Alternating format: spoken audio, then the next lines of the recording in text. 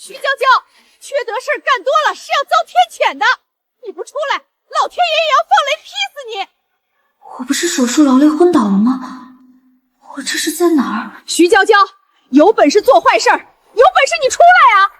徐娇娇，我怎么穿越成小说里的恶毒女配徐娇娇了？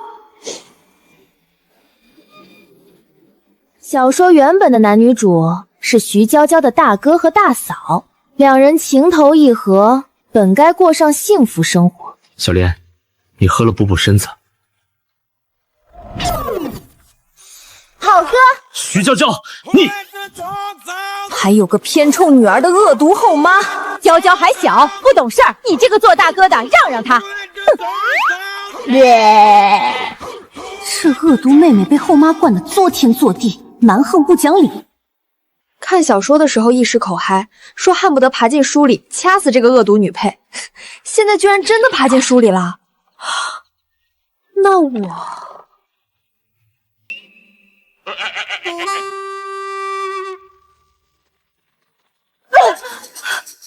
不行，对自己还是下不了手。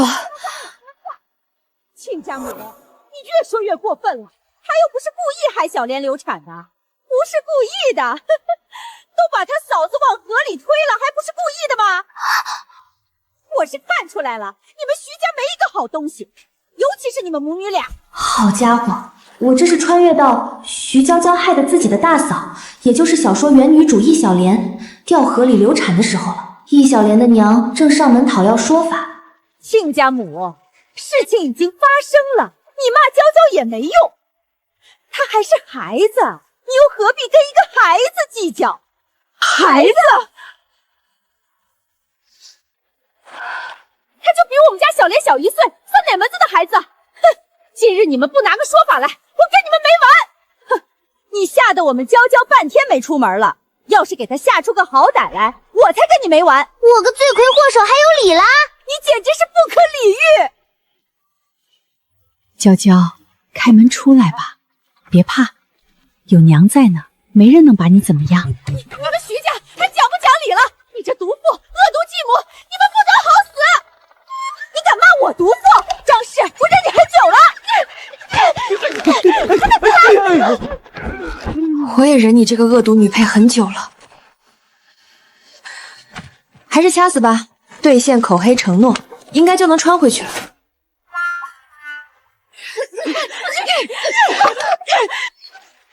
哎呀，你们别打了，娇娇想不开自杀了。什么？心肝儿，娘的心肝儿嘞！你要是有个3长2短，娘也不活了。不会是装的吧？翠花，你先别哭了，快把人抬床上去。张氏，你逼死我女儿，老娘跟你拼了！我呸！她死了活该，正好还了我外孙的命。别打了，娇娇醒了。娇娇，看看娘，你感觉怎么样啊？娇娇，有没有觉得哪里不舒服？要是不舒服就跟爹说，爹给你请大夫去。我女儿滑胎了，也没见你们请个大夫过来看，她就摔一跤，头上磕掉点皮，你们就紧张成这样子。你们女儿是女儿，我女儿就不是女儿了。都说了，我们娇娇不是故意的，她都愧疚的寻死了。你还揪着不放，你是不是要逼死人？娇娇要是有个3长2短，我要你们母女好看。唉，本来想结束掉这罪恶的一生，没想到却激化了双方的矛盾。明明是他害人，倒像是我们母女做错了似的。亲家，徐坤，你说句话，你是不是要袒护这对母女到底？亲家母，小莲不是已经没事了吗？孩子都没了，还叫没事儿？你可是孩子的亲爷爷啊！你们等着，等我女婿回来了，有你们好看的。哼，老娘能怕了徐烨，后娘也是娘，她能把我怎么样？去，要哭丧别在这儿哭，去隔壁哭。娘，您是长辈，大哥不敢拿您怎么样，但肯定会跟我拼命的。这可是大哥的第一个孩子。第一个孩子怎么了？那也是他易小莲自己弄掉的。他摔掉了孩子，还嫁祸到你身上，我还没样呢？不行，得赶在大哥回来前把这事解释清楚。娘，嫂子是自己摔的，但跟我也确实有关系。要不是我调皮，让洗衣棒子被水冲走了，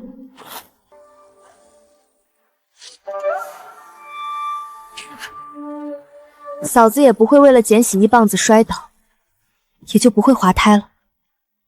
你还在帮他说话？我看这事就怪他，他有了身孕为什么不告诉我们？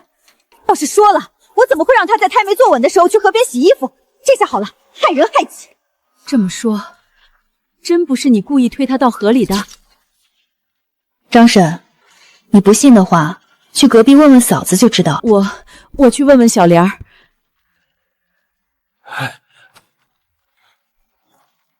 娇娇，你老实告诉娘，你为什么要帮他们说话？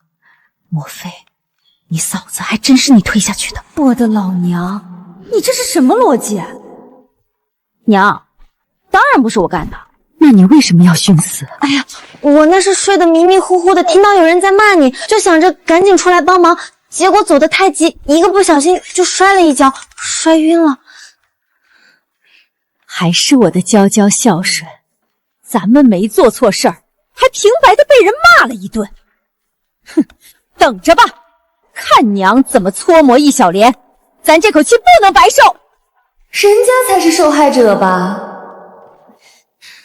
娘，算了。算了，娇娇，你今天是怎么了？怎么受得了这委屈？因为大哥要回来了。哦，要我说啊，你大哥回来了也不用怕，又不是咱们推他下去的。娘，可是好了，你先休息，娘来应付。我怎么能不担心？原书里，徐艺一回来，第一件事就是找徐娇娇拼命。要不是他的好兄弟跟着一起回来，他免不了要摔破相。结果他嫌人家多管闲事，还把人家给骂走了。谁让你多管闲事？你闯进我的闺房，肯定是想对我图谋不轨！滚滚滚，快从我家滚出去！后来他就被徐艺给捶了一顿。大哥，我错了，你放过我吧！徐娇娇，你还好意思睡觉？小莲被你害得流产了，我的孩子死了，你还睡得着？坏了，大哥，我不是故意的。大嫂流产其实是因为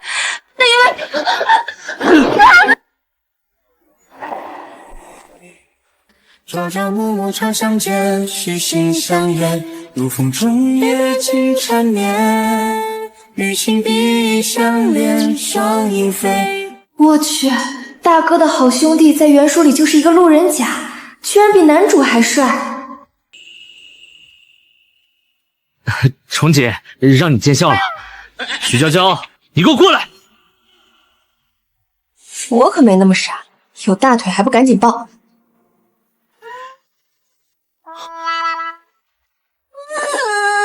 薛哥哥，救命啊！我大哥要家暴我！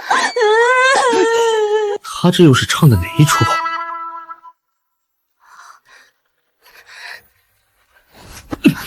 虫姐，你松手，这是我家事，我这做大哥的要再不教训他，他就无法无天了。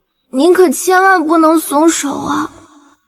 他不是故意的，我要不教训他，我就对不起小莲，也对不起我那死去的孩儿。他知道错了，他这是铁了心要护着他。之前娇娇不是拒绝了这门婚事吗？这么看，两人还有戏。你松手，我不打他。发生什么事了？你们又在闹什么？姓薛的，谁让你来我家的？滚！娘，大哥要打我，薛哥哥护着我呢。哦，护着。等等，别以为我不知道你在打什么主意。哼，癞蛤蟆想吃天鹅肉，你想得美！娘，你胡说什么呢？1年前你们拒绝了这门亲事，崇锦就已经歇了对娇娇的心思了。原主恶名在外，没人敢跟他议亲，徐毅就给他和薛崇锦牵了线，但他嫌薛崇锦穷，想都不想就拒绝了。傻闺女，你可别上了他们的当。姓薛的要有心帮你，直接拦着你大哥不成？非得用那么亲密的方式护着你，我看他是想趁机占你便宜。哼，崇锦算是白帮你了。冤枉啊！我可没说薛崇锦不对啊。娘，看看娇娇都被你惯成什么样了。她推倒小莲，害她滑胎这事不能算了。这一次你要还坚持护着她，我只能找李正爷爷来主持公道了。徐姨，你要翻天了是不是？还敢危险起老娘来了！哎呀，没天理呀！这后娘不好当啊！哎呀，娘，你快起来！当初你亲娘抛夫弃子，是我嫁到徐家，一口米汤接一口米汤把你养大，从来没亏待过你。这下好了，娶了媳妇儿就忘了娘，这下养出个白眼狼啊！徐娇娇，都是你干的好事。我这难道就是恶毒体质？怎么说怎么做，最后都能让事情变得更糟糕。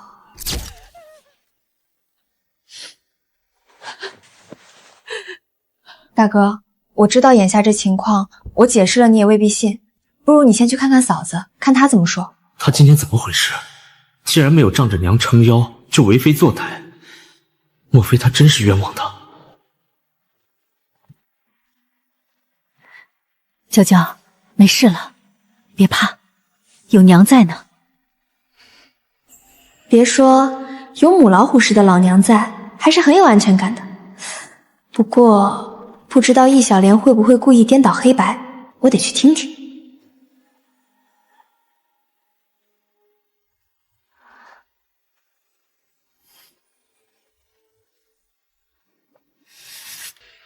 你还不走？留在我家干什么？想蹭饭不成？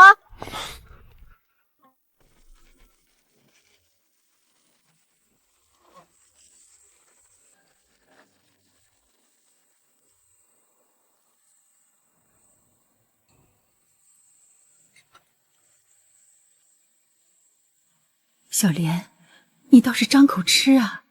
来，娘喂你。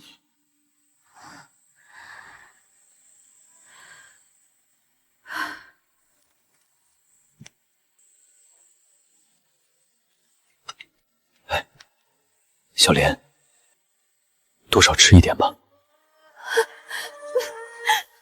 一哥，我们的孩子没了，我对不起你。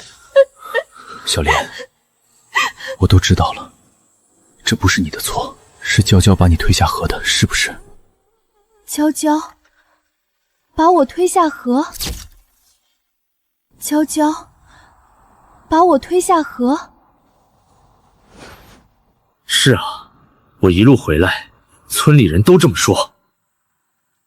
不管他是有意还是无意，我流产都是他造成的，默认下来也不算冤枉他。一哥，你别怪娇娇。徐娇娇拿洗衣棒子打水玩，棒子不小心被水冲走了，小莲为了捡洗衣棒子，才不慎掉河里的。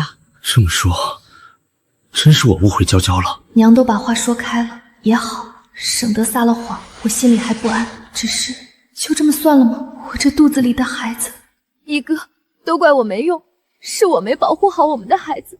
就算他不是故意的，也是因为他贪玩才导致了你流产。我抓他来给你道歉。哎，算了吧。岳母，连你也要惯着他吗？不是我想惯着他，而是你媳妇儿正是需要人照顾的时候，可你又要去郡上修城墙，还有谁能照顾你媳妇儿？不如吃了这亏，没准你娘心里愧疚，还能好好照顾小莲。他明知道小莲有孕还让她去河边洗衣服，就算我不跟他计较，他能好好照顾小莲吗？女婿，这事儿你可冤枉你娘了。小莲有孕的事儿，她谁都没说，原本想等你回来先告诉你的，没想到出了这事儿。行了，你先出去看看还能不能给小莲弄点什么来补补吧。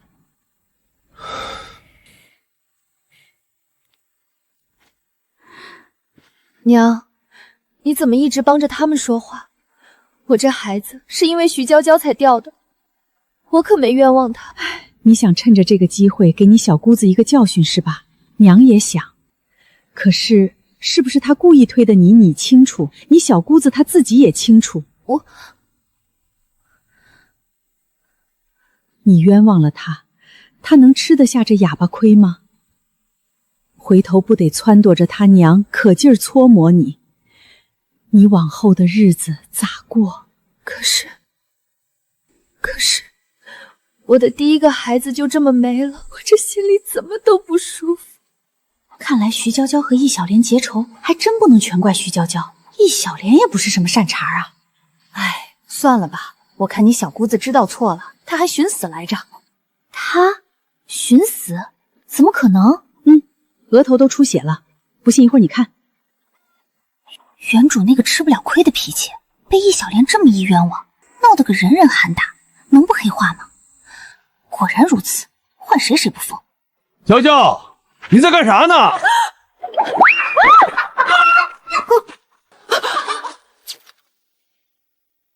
哎呀，爹，你吓唬我做什么？我还问你呢，你半夜扒墙根做什么？我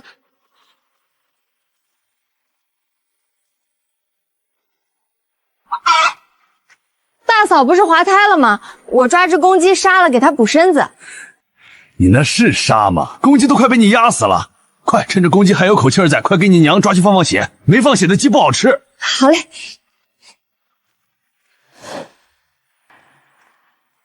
走了，居然扒墙根偷听我们说话，摊上这样的小姑子，真是倒了8辈子的霉。要我说啊，其实你没必要跟你小姑子过不去。哪里是我和她过不去，是她和我过不去才差不多。你且忍忍，想个办法将你小姑子嫁出去。她老大不小了，该找人家了。这倒是个好主意。娘，那你帮着相看相看。没有公主命，还犯了公主病，不过是做个小月子，还好意思吃鸡？我当初生你2哥3哥1对双胞胎，你奶奶才赏了我2个鸡蛋。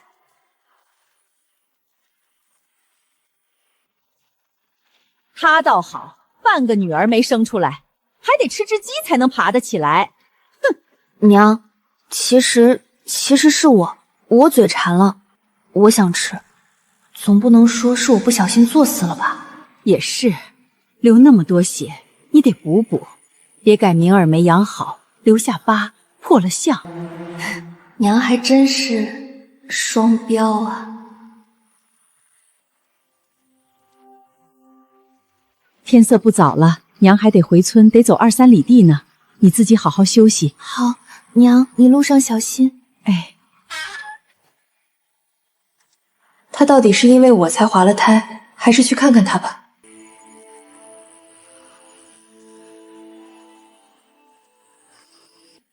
嫂子，你睡了吗？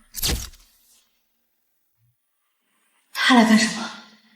我要睡了，有什么事晚些再说吧。哦，那你等会儿再睡，我进来看看你。他是听不懂人话吗？嫂子，你感觉怎么样啊？嫂子，你这是怎么了？你别过来！你别过来！我操！救命啊！救命啊！我要被烧死了！完了完了！上次意外害她流产，这次又意外烧了她的被子，我真是天生恶毒女配的体质啊！救命啊！救命啊！我要被烧死了！完了完了！上次意外害她流产，这次又意外烧了她的被子，我真是天生恶毒女配的体质啊！救命！救命啊！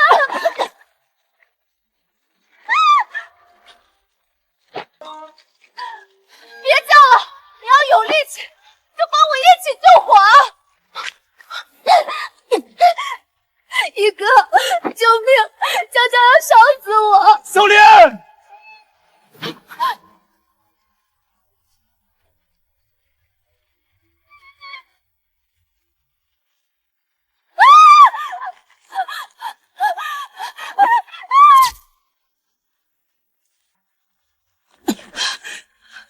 你妹妹呢？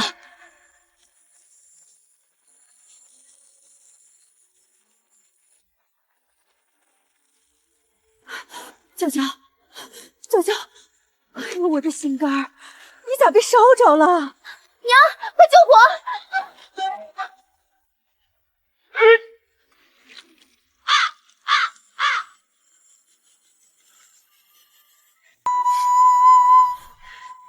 你个老眼昏花的死老头子，扑我们干什么？扑火啊！啊！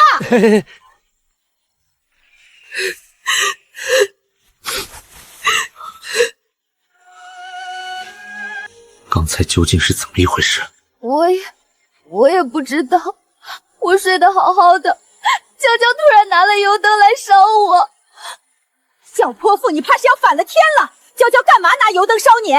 用你的脑子想想，她要真想烧死你，放了火不知道跑远些，自己留在屋里等烧吗？我怎么知道？反正那火是他放的。还敢冤枉人！我看你是不见棺材不落泪，欠教训！娘，你个逆子！老娘虽然没生你，但是你是老娘一把屎一把尿拉扯大的，你竟然只顾着这小泼妇，留你妹妹在屋里被烧成这样，你还有没有良心？我当时真以为小妹要烧小莲。小妹，你来说是怎么回事？我说了，大哥也未必相信。你说，娘信你。我进屋是想看看嫂子，谁知嫂子莫名其妙的尖叫，吓得我手一抖，油灯就倒被子上了。大半夜的，看你嫂子干什么？我看看嫂子好些没有，想劝着娘多给嫂子炖几只鸡补身子。喏，今晚就炖了一只。原来是这样。看你媳妇儿刚刚吼得中气十足，想来不需要补身子，这只鸡就给娇娇补身子吧。我看这事儿就是个意外，娇娇不是故意的，谁也别再责怪谁。娇娇，照顾你嫂子是你娘的事儿，没事儿别往你大哥屋里钻。这么大个村儿不够你玩的吗？看来八成是因为我这恶毒女配的体质跟女主易小言八字不合，好心都能办成坏事。惹不起就躲吧，免得再造成误会。我听爹的。今儿个太晚了，你明天去郡上找个大夫看看胳膊。女孩子家家的，额头是伤，胳膊在留疤，你可怎么嫁得出去？是我的错。行了，闹了一晚上了，先吃饭吧。我可吃不下了，我吃一只就够了。哼，噎死你算了。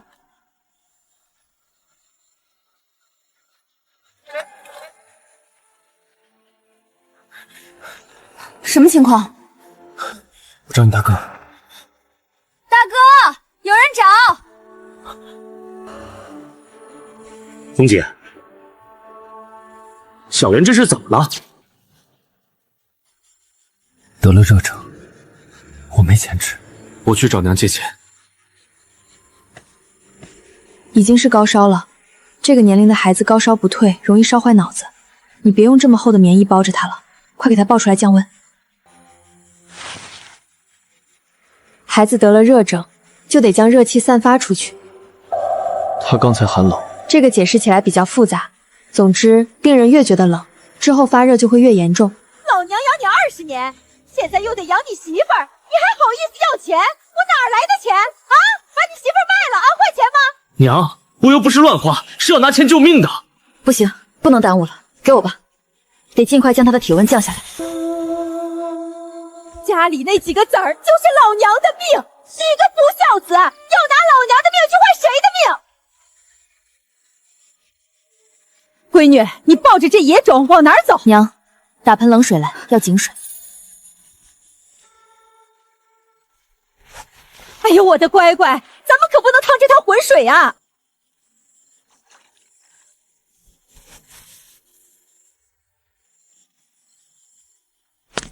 书里说这孩子是薛崇锦欺负了他的继姐薛柳儿得来的，而薛柳儿生下这个孩子后也断了气。薛家人也是因为这个，才将他和孩子赶出了门。薛柳儿难产死了，她又是个野种，身份不光彩，人家全家都盼着她死了干净，救她干什么？娘，这可是一条人命。你可知道，不管是救得活还是救不活，都得罪人。娘，我抱都抱进来了，邻居们都看着呢，咱还是尽量救吧。他要真死在咱家，薛家人肯定要上门敲诈我们。你，唉，真是欠你的！要是你三个哥哥敢给我惹这些麻烦，我非打断他们的腿不可。小妹怎能将人抱屋里来？万一有个好歹，孩子没了可怎么办？你也不同意咱家救小媛？当然不是，一哥你怎么能这么想我？我是担心任由小妹胡闹，耽误了病情，孩子出什么事儿可怎么办？原来是这样，我误会你了。冲姐，要不咱们还是带小媛去看大夫吧。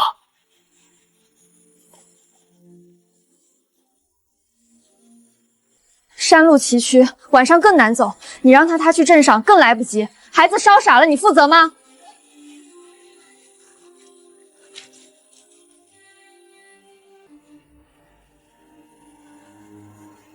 生死有命，我相信娇娇。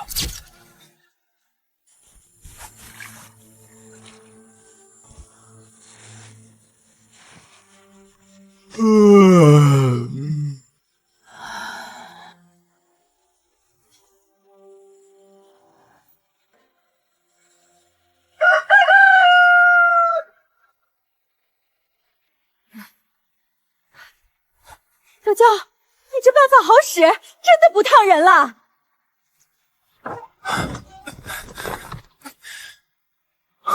哎，你干什么？你不要脸，我闺女还有名声呢！出去！真的退烧了。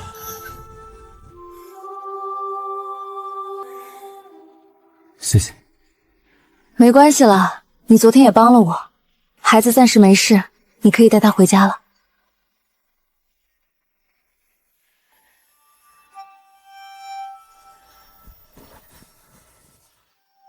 不过得注意一下，可能往后几天还会反复高烧。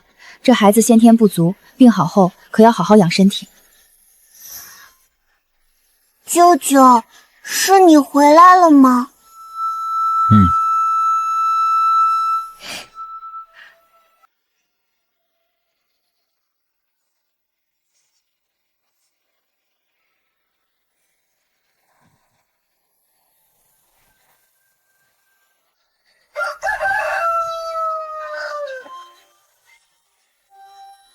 一哥，这么早你干啥去？嘘，重锦肯定昨晚就没吃东西，我偷偷给他拿些饼子，别让娘知道了。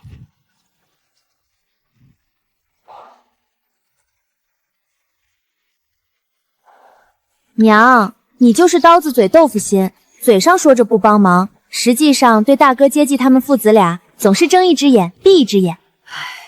那事儿之后，薛崇锦在村子里人人喊打，只能带着孩子半山腰上搭了个茅草窝，穷得吃了上顿没下顿。我是看在孩子的份上，可怜孩子。娘，你说会不会是薛家人冤枉了薛崇锦？这不能，他姐那几个月就没出过家门，不能是外边的人。他们家就3兄弟，另2个都是人家亲弟弟，都不到10岁，除了薛崇锦没别人。舅舅，是你回来了吗？可那孩子叫薛崇锦舅舅呢？你傻不傻？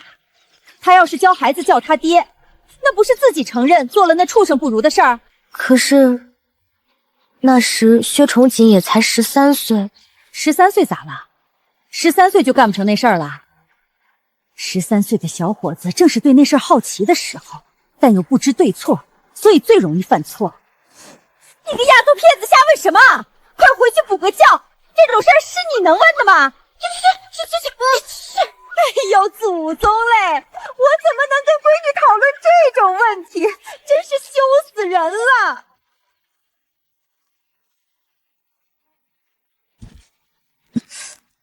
大热天的，我这烫伤不处理一下，恐怕要感染化脓。不行，得上山去采点药。娘，我去后山转转。你这丫头，吃点东西再走啊！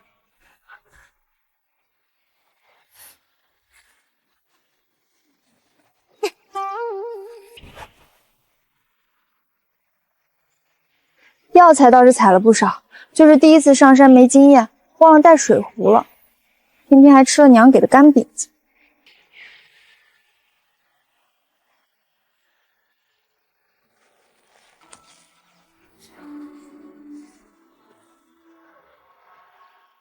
薛大哥，你怎么？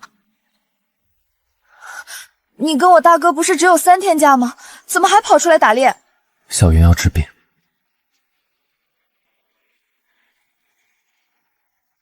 正好我看到这些药材可以治小袁的病，就一并采了来。你要是信得过我，就拿回去给小袁用，也省了你花钱去买。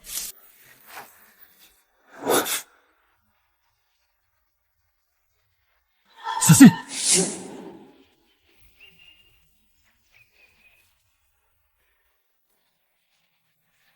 是野猪！快上来！不管了，狗命要紧！报警了！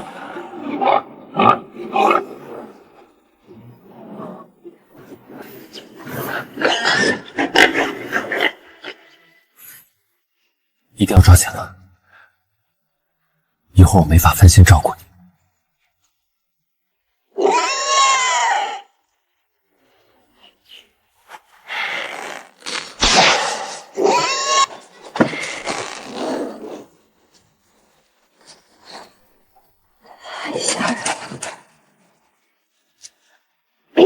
先吃颗酸枣压压惊。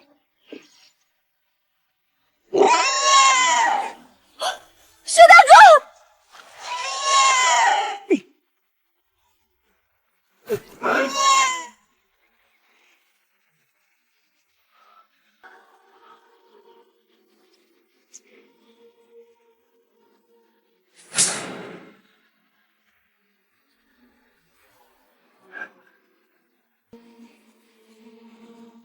所谓风骚，动作迅猛，预判精准，关键还长得帅，厉害厉害！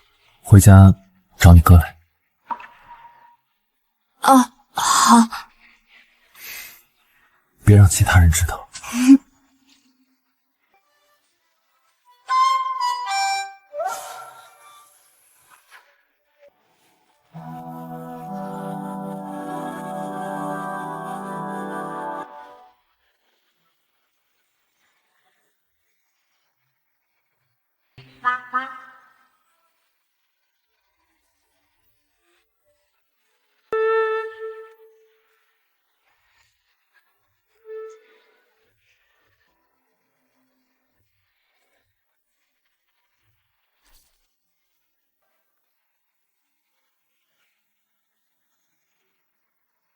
这不便宜吧？你哪来的钱？你大哥卖了猎来的皮子换的。原本说好了拿那皮子给我做配金的，现在却给他换了红头绳。昨天是大哥推你到火里，才害得你被烫伤。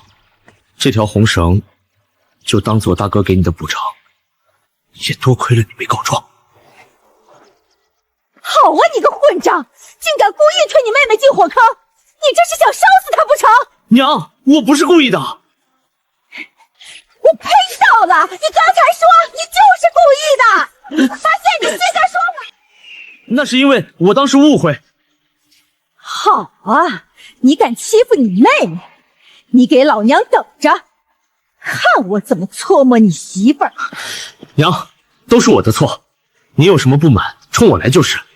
这事半点不关小莲的事。那你有什么不满的？为什么不冲老娘来？欺负你妹妹算什么本事？我……好了好了，我找大哥还有事呢，你快跟我来。娇娇，老娘正给你出气呢，你拉他上哪儿去？娘，别唠叨了，你赶紧喂猪吧。好啊，合着老娘在这家里就是个喂猪的，这俩一个比一个气人，不养几头猪也比养你们哥儿几个强。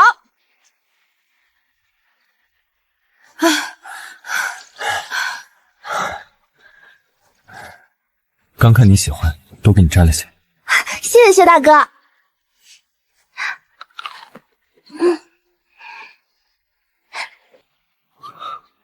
这么大的野猪，这是你打的？这头野猪薛大哥杀的，他一个人弄不回去，让我来叫你帮忙。楚锦，你打算卖了，给小袁治病？不，拉到你家去。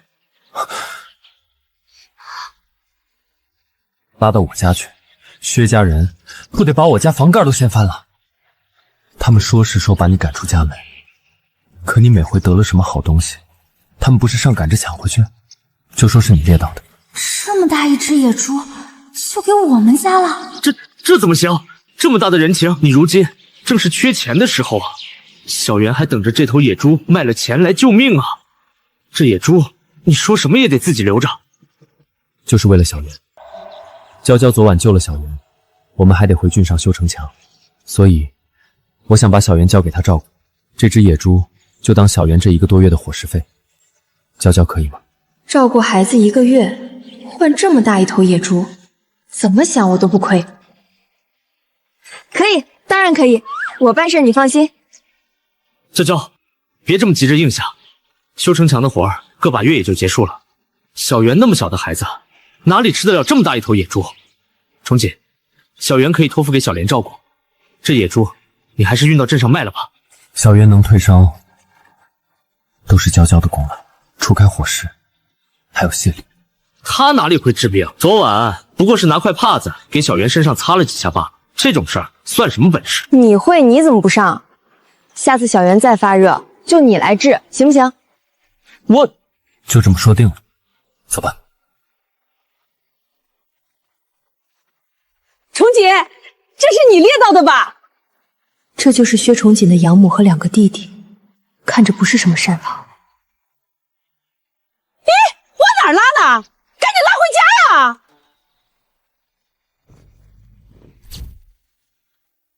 干什么？光天化日之下还当众抢东西啊！你这是什么意思？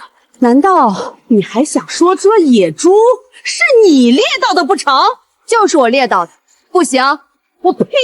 就你也配？就你这小身板，还不够野猪一口闷的呢！你还猎野猪呢？要不要脸？成！你敢怼我，给我等着！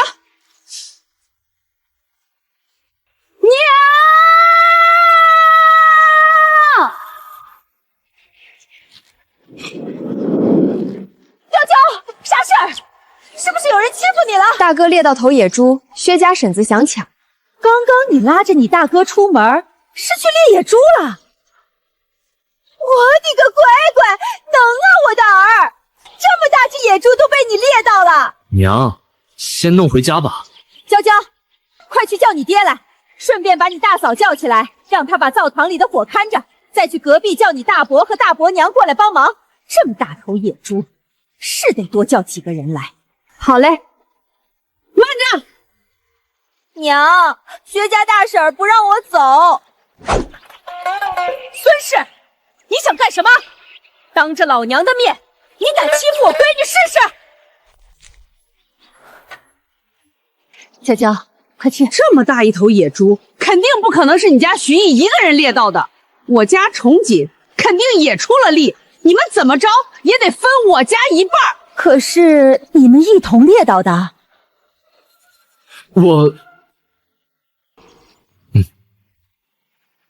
就说是你一个人猎的，是我一个人猎到的，让重锦帮忙运回来。你一个人猎到的，说出来谁信啊？乡亲们，你们可要给我评评理呀！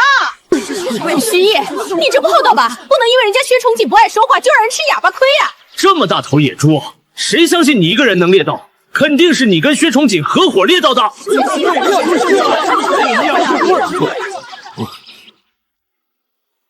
你们家也太贪了吧！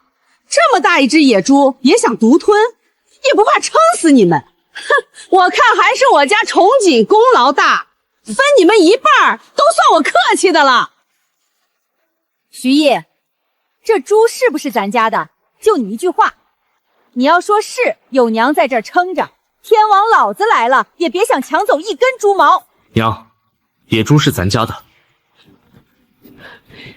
你个闷葫芦，倒是说句话呀！这么大一只野猪，眼看就要被李翠华给抢走了。野猪是他们家的。听到了，野猪是我家的。乡亲们，一会儿等孩儿他爹把野猪剥死了，欢迎大家都来割2斤猪肉，乡里乡亲的，就算大家10个大子儿1斤，每家现买2斤。要是去镇上割肉，最差的肉也要20个大子1斤呢。是啊，李婶子实在，10个大子算是造福乡亲们了。行啊，嫂子，那我一会儿让儿媳过来称2斤。走，咱大家帮忙给李婶子弄回去。没用的东西，你要有人家徐毅1半能耐，也不至于让咱家受穷。你家崇锦帮忙运回来呢，一会儿你也来拿2斤肉，当我送你的。行了，乡亲们，就送到这儿吧。一会儿等野猪处理好了，我再通知大家来称肉啊。好，那就谢谢李婶子了。崇锦啊，去把你家小袁接来，今儿晚上在婶儿家吃饭。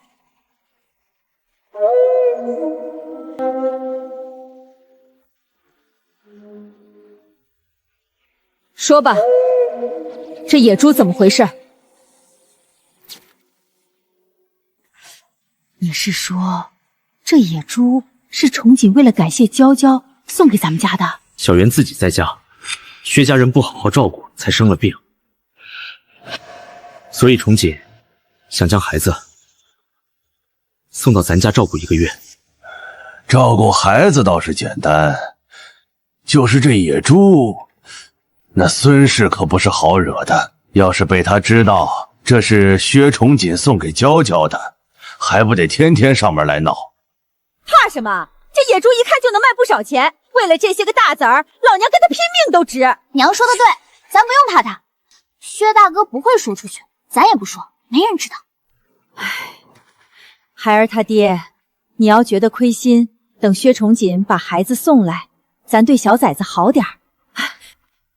对了，娇娇，明儿个跟你大哥一起上郡上去，找个大夫看看你这手臂。我就一点小伤，没事儿的。听娘的，找个大夫看看，顺便给小崽子买点零嘴回来。毕竟那么大一只野猪呢，要是没给人家把孩子照顾好，咱拿了也亏心。哦，好。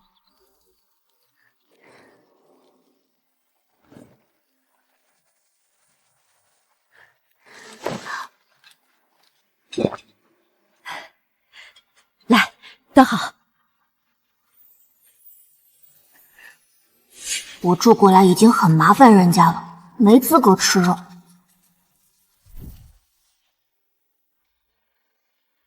哎，你这孩子馋的哈喇子都快流下来了，咋还不吃呢？带给你，你就拿着。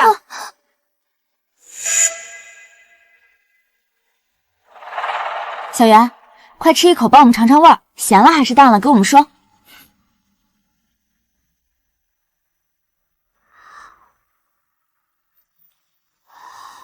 味道正好。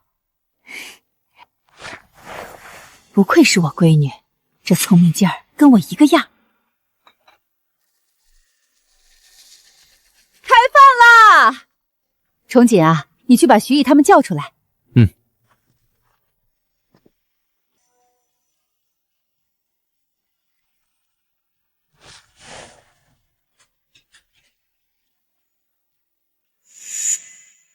今儿个猪肉卖了8000个大子儿，剩的那些一会儿腌了腊肉，能吃好久。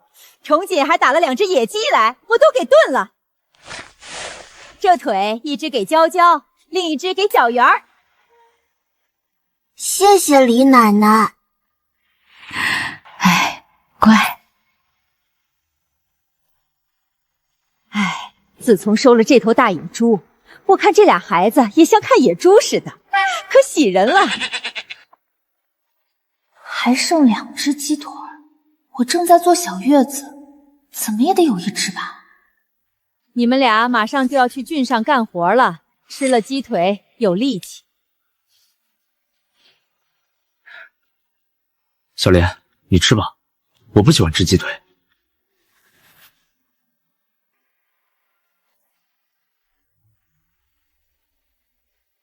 你们这是对老娘的分配不满意？娘，小莲刚小产了，正是需要补身子的时候。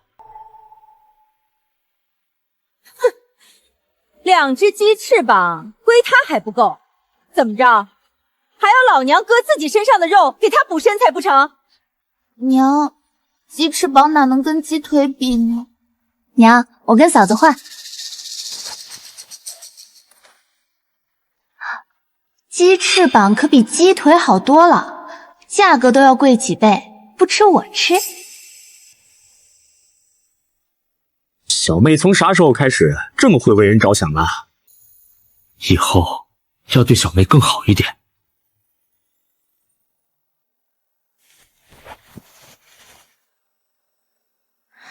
一哥，小妹也不小了，我娘帮她看了个不错的人家，不如跟娘说一声，让她做主看看人。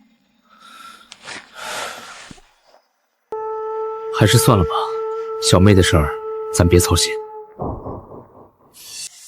我还想帮着崇景跟娇娇说亲呢，哪能便宜了外人？她这是不乐意让她妹妹早点嫁了。一哥，女孩子家年纪大了，可就不好嫁人了，到时候耽误了小妹的好姻缘，可就不好了。行了，别操心了。明儿一早先带小妹去城里把伤看了，我和崇锦还得赶去郡上呢。快睡吧。徐毅，你就这么舍不得将你那妹妹嫁了，偏要留她在家里搓磨我。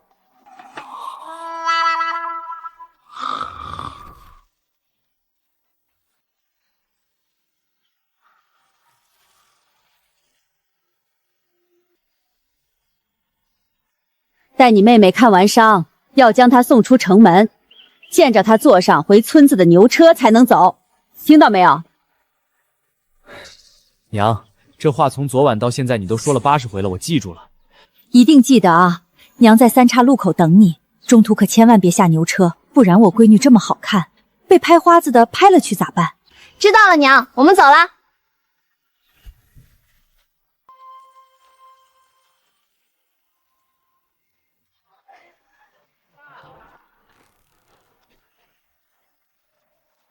娘让我们带了好多东西给你2哥3哥，咱们先去把这些东西送了，再带你去看伤。2哥3哥，差点忘了，还有一对双胞胎哥哥在城里做木工，可那俩可比大哥还讨厌我。现在娘不在，我过去不是纯找骂吗？大哥，你去吧，我就不过去了。我看前面就有一家药店，我自己买药去。这怎么行？娘可是反反复复交代过，必须得看好你的。郡上这么多人，万一你被拍花子的给拍走了，那可怎么办？你才要被花子拍走，你和你媳妇儿都得被花子拍走。我带他去，这倒是个培养感情的好机会。好，那这一趟看伤可就麻烦崇锦你多照看了。做什么活才能赚更多的钱？不然好像养不起媳妇儿。老板，麻烦给我称2斤蜜饯。好嘞。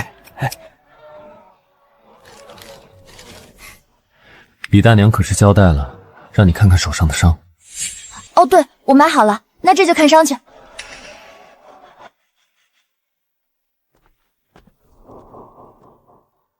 给老2老3送完东西，娇娇的伤应该也差不多看好了，刚好送她回去。小哥，有没有看到一个年轻姑娘来看烧伤的？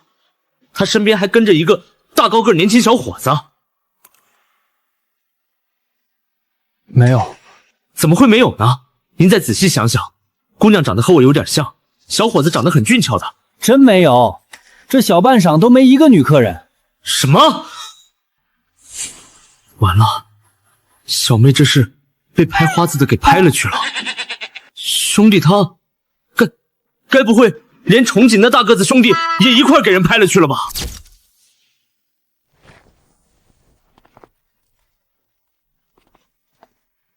姑娘是看烧伤的吧？你怎么知道？刚才有个跟姑娘长得有几分像的小伙子来寻过你呢，瞧那模样，可是姑娘你的兄长。是啊是啊，那他人现在在哪儿呢？他呀，刚出去找你们去了。咋办？要不你去找下我大哥？不用去，你先看伤，他会找回来。不行，不能让他在这儿盯着。你还是去帮我找找吧。好，在我们回来之前，你别离开药店。快去吧，小心我大哥被花子拍走。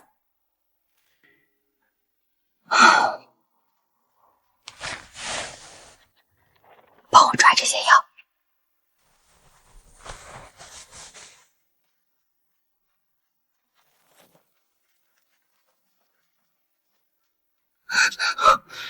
不是说看伤吗？你咋乱跑？我哪有乱跑？我只是去买了些东西。你两个哥哥在城里做木工，累死累活的就为了赚几个钱，你这钱就这么乱花？你还是小孩子吗？家里饭菜吃不饱，要吃这些？咋了呀？我这是担心你这样，将来嫁不出去，没人养得起你啊！你这话啥意思？我又不要你养，我花的又不是你赚的钱，是昨天卖了那头野猪的钱，是娘给我。哼，总之是娘给我的，我爱咋花就咋花，跟你半点关系都没有。成，算你能耐。你可说好了，往后不让我管，不让我养你。本来就不用你养，你以为你是谁？娘不在家就敢随便欺负我？你等着，我回去就告诉娘，让她好好搓磨搓磨你媳妇儿。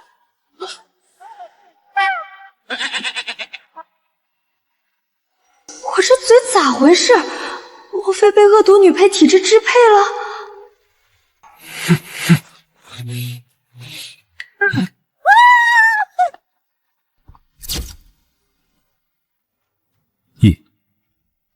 要是再惯着他，往后还不得……许娇娇，有本事别躲着，你出来！有本事你来捉我呀！虫姐，娇娇真不能再惯了，有娘一个人惯她，她都敢上房揭瓦，你要再惯着她，她还不得上天？算了算了，赶紧送她出城。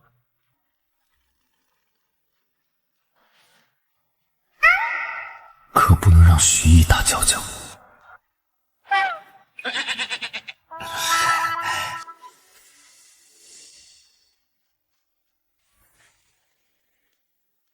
请师傅务必将他送到桃花村，他娘在村口等。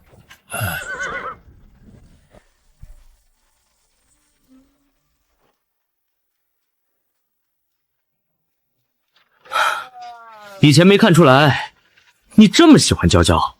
她在咱们村儿可是出了名的万人嫌，那些婆子私底下都说她将来嫁不出去。她不嫌弃小媛，我看她也不排斥我。还有，娇娇模样也好看。崇锦兄，娶妻娶贤，你这三观跟着五官走，可真是要不得啊！唉。娇娇，哎，娇娇，娘。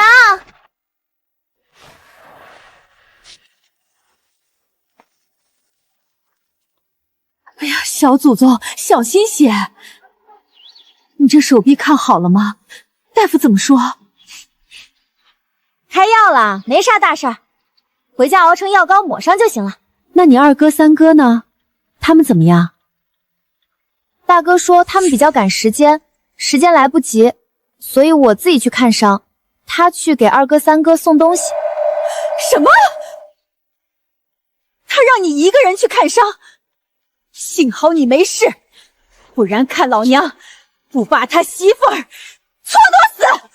突然有点同情易小棉了，我这娘还真是宠女狂魔啊！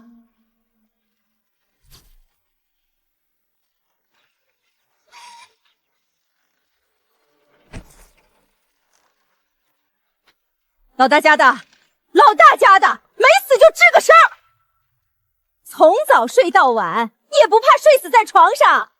没让你干活，就让你看个孩子，你都不会。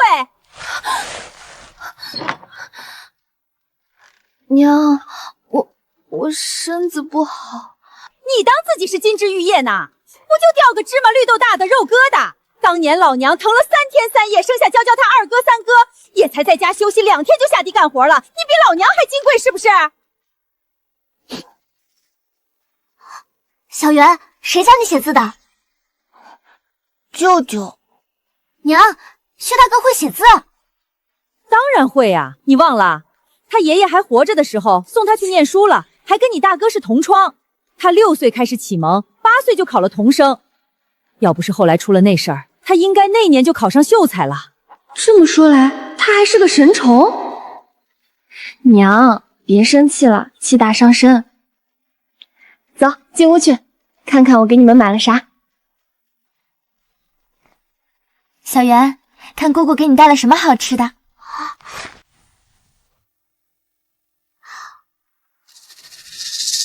好甜，我从来没吃过这么甜的东西。姑姑还给你买了不少呢，都放在这儿。每天小圆喝了苦药，都可以吃上一些，好吗？谢谢姑姑。娘，你也吃，给那小崽子就行了，娘不吃。娘，你吃嘛，娘，好吃吗？好吃，好吃。娇娇，娘没白疼你。唉，娘命苦哦，你嫂子这次滑胎，可算是找着借口躲懒了，还不知道要躲多久。娘，不如这样，咱请个大夫给她瞧瞧。大夫说让她休息，咱就让她休息。要是大夫都说她可以干活了，她肯定不能再躲懒了。有必要浪费这钱？有的。万一他将来不能生或者怎么着的，肯定要说因为娘你恶毒害了他。我可不能平白无故担这罪责。明儿个我就去把隔壁村的郎中请来给他看看，免得惹人闲话。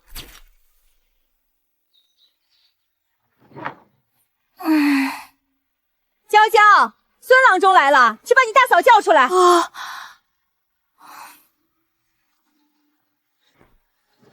大嫂，大嫂，大嫂，你是不是哪儿痒痒啊？她这刚流产，该不是感染了吧？我哪有？我看到你蹭了，你看错了。你这刚小产，你的毛病也许不是小毛病。一会儿大夫问你，你别怕羞就不说，别因为隐瞒病情，就导致了更严重的后果。等等，书里说易小莲多年不孕，会不会根本就不是娘搓讷的，而是自己得了妇科病，忍着不说，最后怪到了娘和我的身上？一会儿跟大夫老实说，听到没有？老大媳妇儿，别憋在屋里，出来了。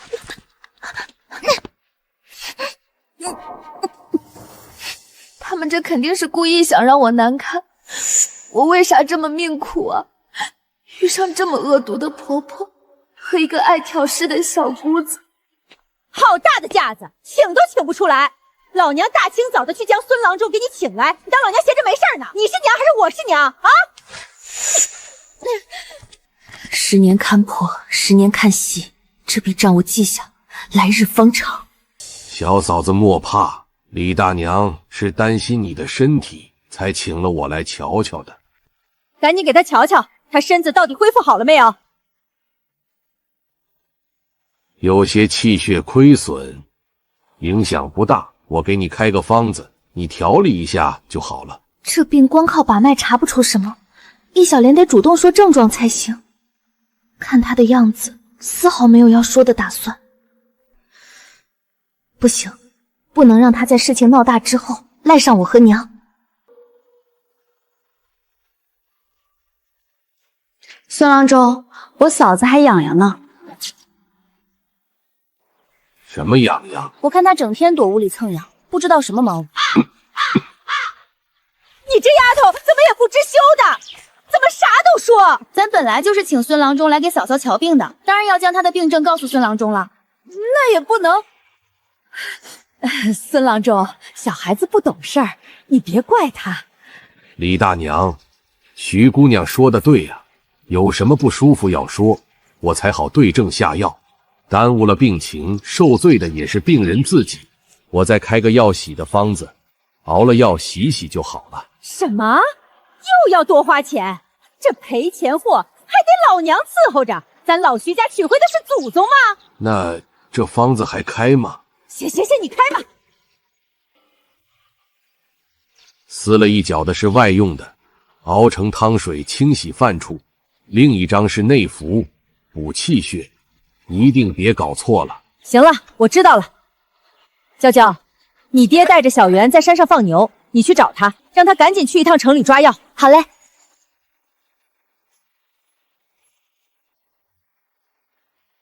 许娇娇，这种事你当众说出来，不就是故意羞辱我吗？我还有什么脸活在这世上？与其让你看笑话，我还不如死了算了。爹，娘让你赶紧拿着方子去城里给大嫂抓药，小袁和牛交给我。小袁这2天感觉怎么样？还难受吗？不难受了。那我们再喝2天苦药就不喝了，好吗？我听姑姑的。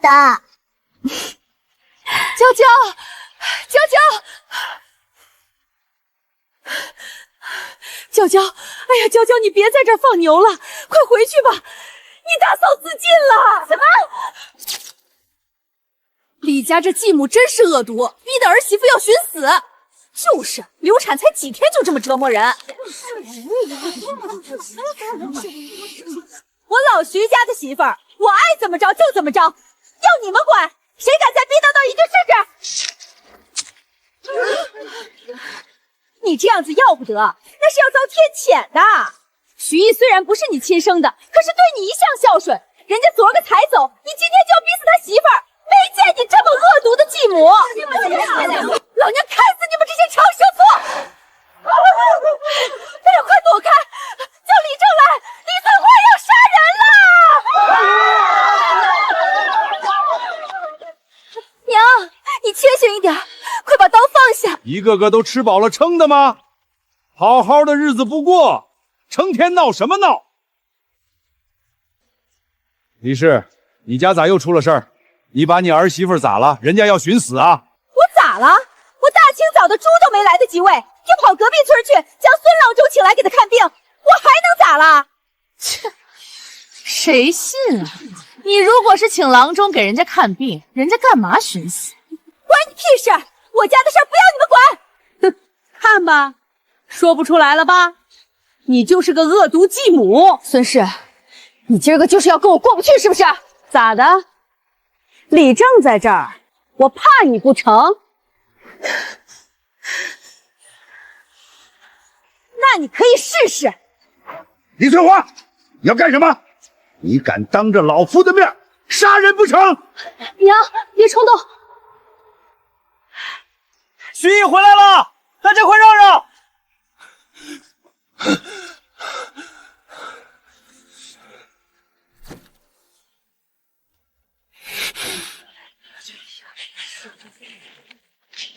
薛崇姐，你咋又跟着回来了？这月3天假期不是都花完了吗？你现在回来，会不会扣工钱呢？他儿子不是托付给徐家抚养了吗？他发了工资又不关你的事了，哼，你操心他扣工钱做什么？怎么不关我的事儿？他修城墙占的是我们薛家的名额。当是什么好名额？你怎么不叫你家老二老三去？一哥，我到底哪里对不起小妹了？一个我脸都丢完了，没有颜面再活下去了。你让我走吧。娘，我觉得我可能会连累你。你说什么傻话？你连累娘什么了？真的，娘，你看这些事儿都是因为我。别瞎说，流产的事儿你又不是故意的，油灯的事儿你也不是故意的，你还让鸡腿给他吃呢。至于这次的事儿，你本就是好心。徐娇娇，给我过来！他怎么跟你说的？小莲差点没了，你还问他怎么说的？你故意编排他坏他名声，不就是逼他去死吗？他还能冤枉你不成？我说的都是事实，怎么就坏他名声了？你还嘴硬，给你惯的毛病。我作为长兄，今根不教训你，我就对不起你喊一声大哥。你要干什么？你敢当着老娘的面欺负你妹妹试试？娘，娇娇这身毛病都是你惯的，她长歪了也都是你的错。你这不是疼她，你这是害她，你明白吗？老娘明白的很，就怕是你糊涂。今天的事儿谁对谁错，老娘比谁都清楚。你妹妹没错。娘，你不讲理，养恩大于生恩。你执意要护着小妹，我当然不敢跟你动手，也不敢说你的不是。可是我是一个儿子，同时也是一个丈夫，我不能眼看着我的妻子被你们折磨死。你要干什么？母亲大人在上，恕儿子不孝。这个家既然容不下我们，那就分家。我带小莲担过。父母还在世，就闹着要分家，你这眼里还有你爹和我吗？好得很，等你爹回来，咱就去把这户籍分了，你可不要后悔。这家有我和小莲，就没他徐娇娇，我绝不后悔。难道真的是因为恶毒女配的体质，只要我留在这个家里就不会太平吗？既然如此，不该留在这个家里的人是我。娇娇，你说啥傻话呢？娘，所有人都误会娇娇的时候，只有娘始终相信娇娇；所有人都不喜欢娇娇时，只有娘一直疼惜娇娇，护着娇娇。娇娇真的很喜欢你这样的娘。你要做什么？快起来！娘，大哥不是口口声声说因为我挑事才要分家吗？他愿意背上不孝的骂名我不管，但我不能让你和爹遭人非议，说你们失教失德。是。所以娘，我年龄也不小了，我嫁出去就是，这样不用分家，你们也不会背上骂名。娇娇，娘还想多留你2年的。娇娇这话说得对，父母在不分家，哪能让儿子儿媳走的？女儿大了，嫁出去是应该的。是啊，你家娇娇嫁出去，不是什么事儿都没有了吗？那就劳烦各位嫂嫂给我家娇娇相看人家，家境差点不要紧，但一定要脾气好的，品行端正的。我二婶家倒是有个适龄后生，隔壁村我认识个小伙子还不错。我不嫁你们说的人，我要嫁他。什么？薛崇锦也有人愿意嫁？没搞错吧？想嫁谁呀？嫁给我！闺女，你瞎说啥呢？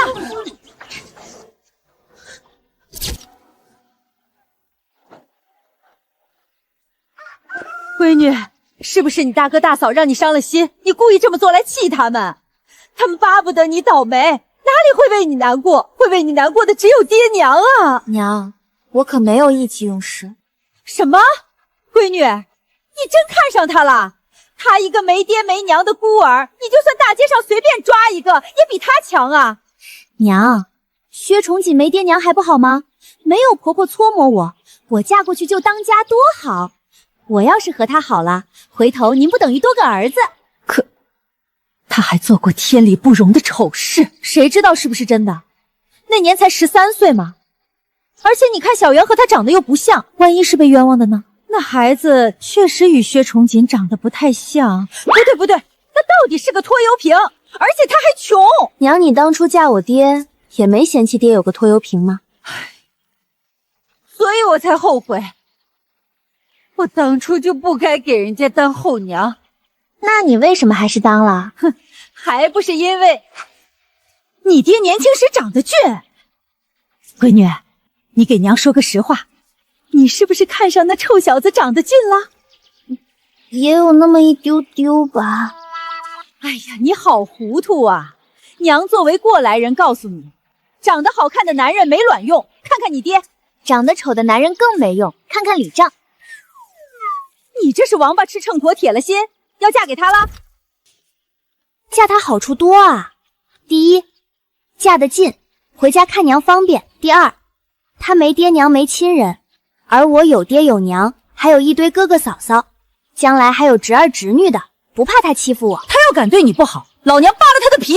娘，有你给我撑腰，我一定能将他拿捏得死死的，让他往东不敢往西。将来我给你养老，他也不敢多说一句，你说好不好？听着倒是挺好。我要是嫁到别处，能过上这样的日子吗？那不能，婆婆天天盯着你干活，要想回个娘家，还得看婆婆的脸色。所以呀，娘，您看，唉，我的闺女啊，容我再考虑考虑。你们干啥呢？把东西放了，坐过来，有大事商量。哦，丫头和小圆还在放牛呢。丫头在屋里呢，糟糕，小圆呢？坏了，小圆！刚才是什么玩意儿飞出去？你闺女娇娇不是在放牛吗？估计刚才回来的急，小圆被她忘了。哎，你跑啥？都5岁了，不就放个牛吗？没事儿的，他在我家天天放牛都没事儿。这没事儿，谈婚论嫁本就是咱们长辈的事儿啊。亲事？什么亲事？谁的亲事？你不想问我为什么选你成亲吗？你选的就好。行，那话不多说了。人家都说我是个世经，在村子里名声也不好，你可想清楚了。我在村子里名声也不好，所以我不住村。那咱们以后好好过日子，在半山腰上偷偷发财，气死那些不喜欢我们的人。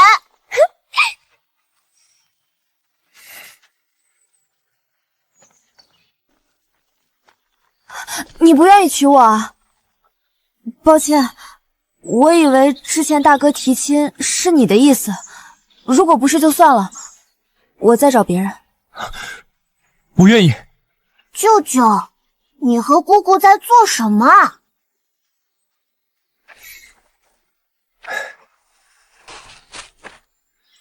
你会放牛吗？会的。那你能把牛带回许爷爷家吗？能的。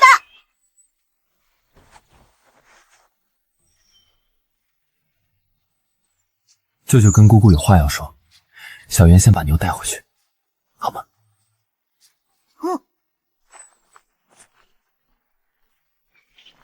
这样没事吧？没事。你把小圆支开，有话要对我说？是我让你大哥提亲的，只是没想到事情会发展的这么快。你喜欢我吗？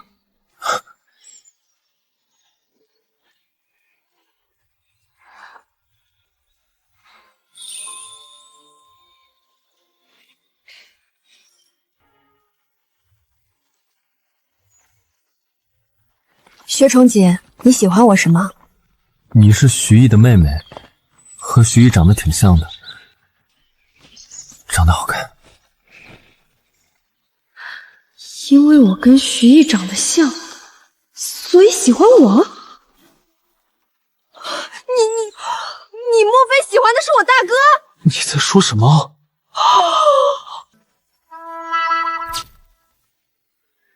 啥意思？你喜欢的是大哥，但又因为他是男儿身，或者因为他已经成亲了，所以你……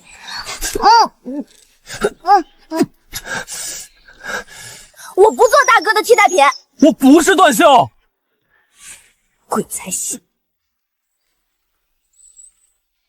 你跟大哥的确特别亲密。叶，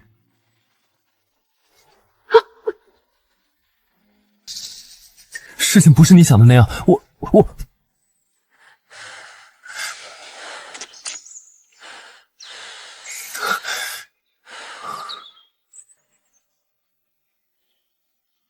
你看，我不是段秀。你要不喜欢我和你大哥走得近，那我以后离他远些。我只跟你好。咱还没成亲呢，我哪有知道要打断你的腿？娇娇，我喜欢你，跟你大哥没关系。从前只是觉得你长得好看，但后来慢慢喜欢上了你的善良、可爱、狡黠和聪明。知道了。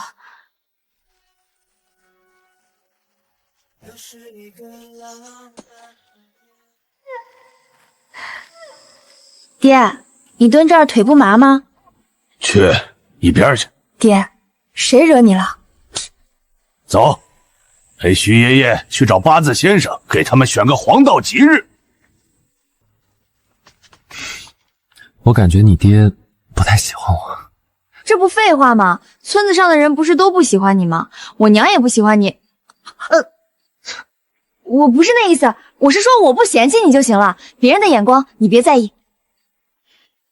哟，没想到你小子命这么好，这辈子还真能娶到媳妇儿。娶了媳妇儿别忘了娘，成亲之后记得早点回家，带媳妇儿来敬婆婆茶。大婶，你哪位？什么？你想喝茶？敢问是谁的娘？全村上下谁不知道他薛崇锦是老娘养大的？怎么还没过门就撺掇着我家崇锦和我离心？小破皮，你的心咋这么黑？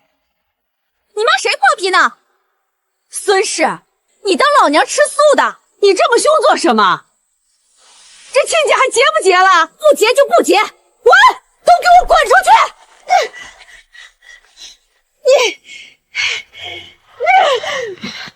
我的户籍3年前就分出来的，我成不成亲与你们薛家没关系。户籍分出去了？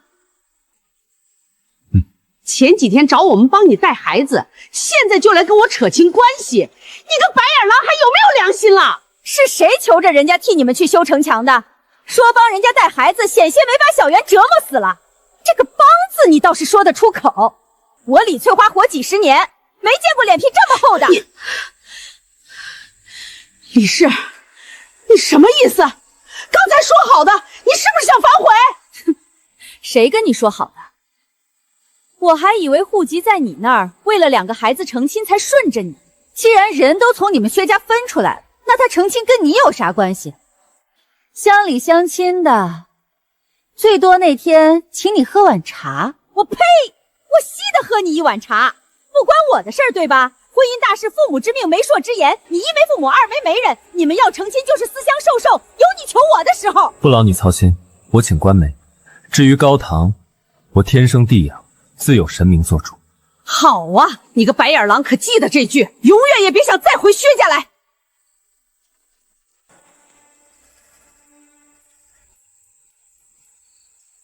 李婶儿，我先去徐叔那儿接小袁回家了。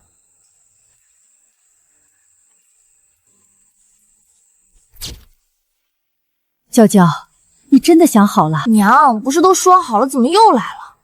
既然你想好了，那就这样吧。我就是怕薛崇锦要娶媳妇儿成家，孙氏再把你接回薛家去。呸！他想得美，可不是嘛！早年他就四处嚷嚷，说自己有3个儿子，回头3个儿媳妇伺候他。接你们回去，那就是指着你去伺候他的。唉，先前娘以为户籍还在他手上拿捏着呢，才不得不顺着他说。那咱以后别理他了。那是肯定的，他再要来，娘就给他打出去。娇娇，我停，别说了。刚才爹买了药回来，我都知道了。你是为了给你嫂子治病，是我误会你了。你也不能怪你嫂子，她脸皮薄，那种毛病实在无法启齿。她觉得让人知道了，丢了脸面就活不下去，才一时做了糊涂事儿。我都劝过她了，她已经想通了。她脸皮薄，我就脸皮厚呗。不是这意思。只是……行了，你别说了，他想不想得通不关我的事儿。这辈子咱们住在一个屋檐下的日子不长了，从今儿起，我们井水不犯河水，好好珍惜吧。娇娇，帮娘生个火。好嘞，娘。娇娇，大哥来帮你。娘，许毅，你在干什么？我没干啥。还没干啥？你这么大个人了，怎么抢你小妹的东西？娘，我真没有，我只是想帮小妹点火。是的，我点不着火。娘，你说我这样嫁出去会不会饿死啊？嫁的又不远，饿了就回来吃，娘给你留饭。小妹，你回来吃就是，大哥也给你留饭。娘，你真好。唉，怎么愁成这样？你去给他俩算日子，八字先生怎么说的？你自己看。你个老不死的，故意的是吧？你不知道我不识字。这么快？什么时候？就这月底啊，28。那不是只有3天了？哎呦，我的闺女啊，我真舍不得呀！什么八字先生？非说你跟薛崇锦煞星配孤星，留在家里各自克亲，非要尽早成婚才能两相抵消，害得我们准备的这么匆忙。李婶子，新娘子梳妆好了。我女儿果然好看，你来给她盖上盖头吧。这盖头一盖，我的娇娇就要变成别人家的了。娘，你怎么哭了？没哭，娘真是高兴，高兴。要是受了委屈，就回娘家，爹娘永远是你的靠山。娘，我知道了。翠花，娇娇吉时要到了。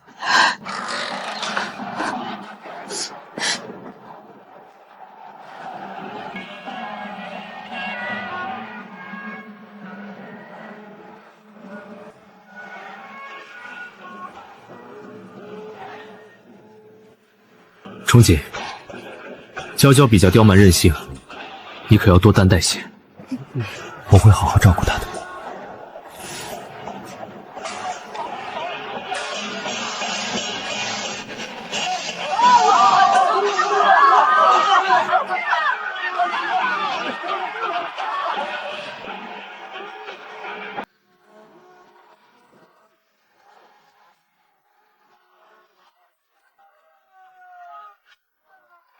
我会尽快回来。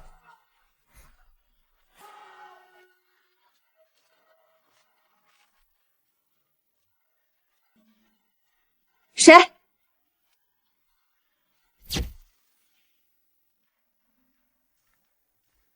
娇娇，是娘，娘偷偷给你拿了好吃的。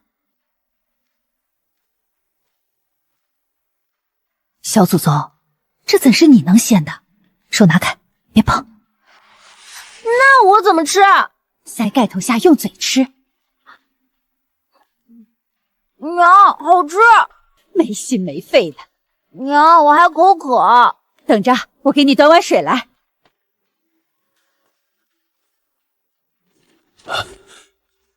娇娇没事吧？还肯吃东西？就是个小没良心的，3个包子都吃了，这会儿要喝水。这就好，那咱赶紧弄点蜂蜜水，娇娇爱喝。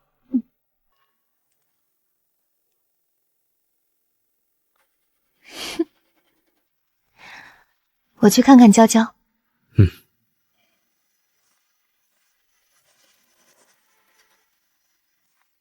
徐娇娇，你从没有尊敬过我这个大嫂不说，还总爱告状，害死了我的孩子，还找个郎中来羞辱。你如今嫁了个这么不堪的穷男人，等你将来过不下去苦日子回娘家来求我，有你哭的时候。娘，你倒碗水怎么这么久？我快渴死了。娇娇，是我。他来干什么？哦，大嫂啊，你身体好了，能出门了？你别高兴得太早，你的好日子还在后头呢。那就借你吉言了，我将来过上了好日子，一定再到你面前高兴高兴，一定不会忘了你。你为什么一定要这么尖酸刻薄？我自认为嫁到徐家来，没有做过对不起你的事，你为什么偏偏要针对我？我什么时候针对过你？倒是大嫂你最好离我远点。算命的说了，我天生煞星，克兄嫂子直，我哪怕什么都不做也能克死你。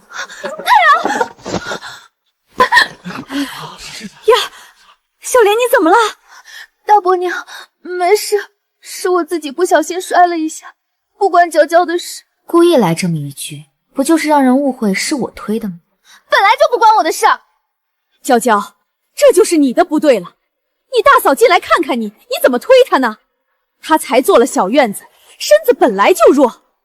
大伯娘，算了，娇娇还是个孩子。哟，都嫁人了还孩子呢？娇娇，你也该懂事了。不行，这回要是扯开盖头去跟他们掰扯，可就中了易小莲的计了。娇娇，你这是个什么态度？还不快给你大嫂道歉！咦，你们怎么都在这里围着？翠花，别怪做嫂嫂的说你，你家娇娇也太不像话了。咋了？小莲怕娇娇一个人无聊，进来和她说说话，却不想她将人家推地上，在这儿摔了个屁股墩儿。娘，是嫂嫂说让我别高兴得太早，好日子还在后头呢，不知道啥意思。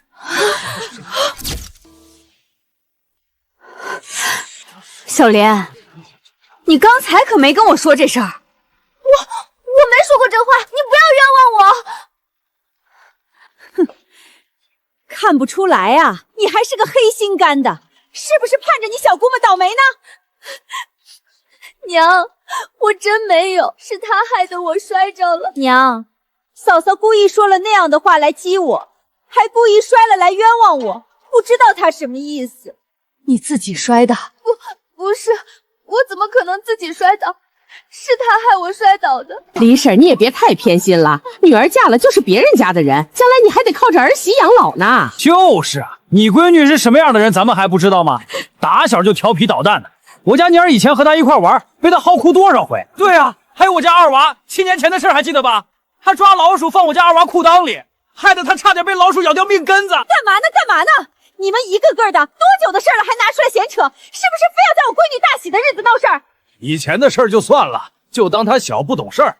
但是他这回推嫂嫂的事儿，你不能再包庇了吧？我没推，不信，你们看。新娘子穿新鞋，成婚路上脚不沾地是习俗。要是人下了地，鞋底可不会这么白。娇娇没下过床，那娇娇就是清白的。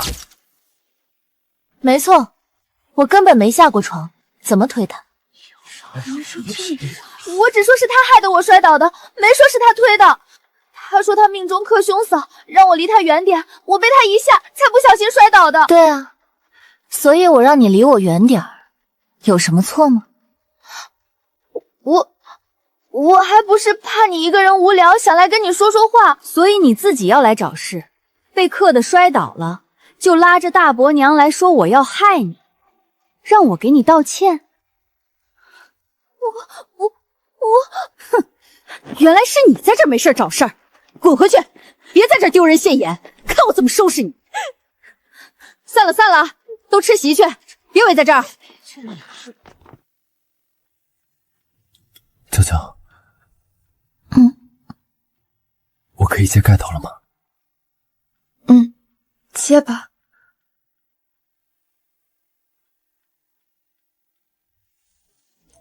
薛大哥，怎么了？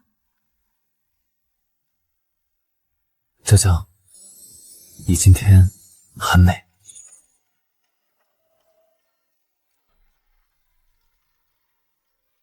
那个岳父岳母说，小媛今天放在许家照顾。所以，我们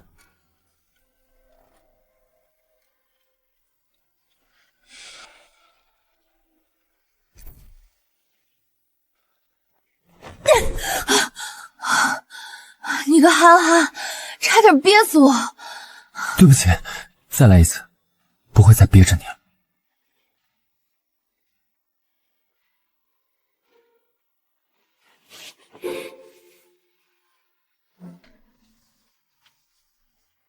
等等，容我先把头发解下来。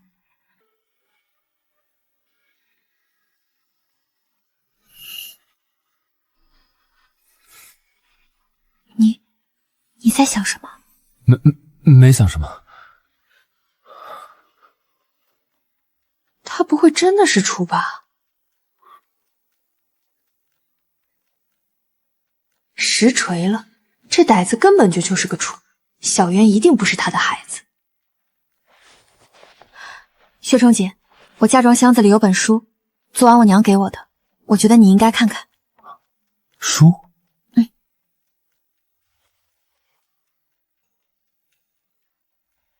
娇娇，这传家宝可是很重要的，你看好了，看到没有？娘，快的连蚊子都能夹死，你说我看到没有？认真点儿，再来。娘，还是什么都没看到。那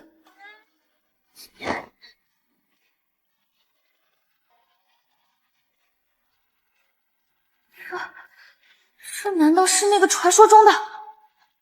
我去，这不是素女经吗？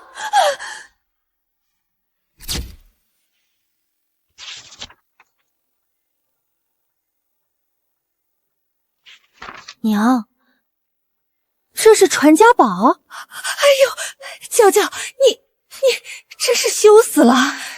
娘，不就一本书嘛，你要觉得我不能看，就别给我看了，你拿回去吧。这哪行啊？闺女出门前做娘的都得教这些东西，娘是怕你到时候紧张。娘，你先回屋里去吧，我自己看。你自己行，万一有不明白的，可以问娘啊。哎呀，娘，传家宝我收下了，你快回去睡吧，我求你了。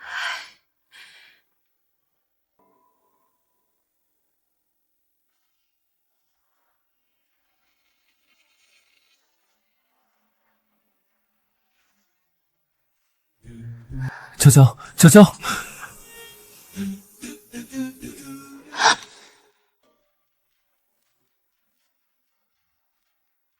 没有书。不可能啊，怎么会没有呢？糟糕，应该是我忘在家里了。算了，看来只能我亲自出马，手把手的教了。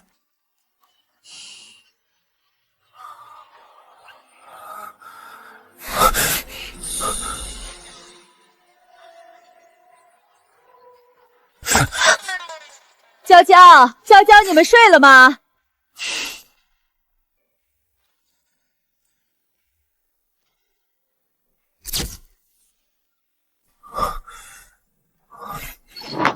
女婿出来了呀，娇娇呢？睡了吗？睡了。呀，这可咋办呀？快把他喊起来吧！小圆又烧起来，我们是没办法了才来找你们的。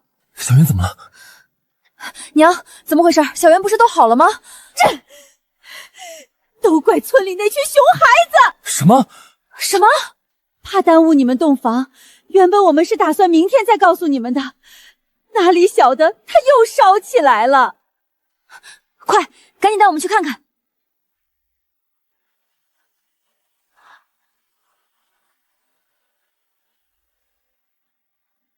该死的熊孩子！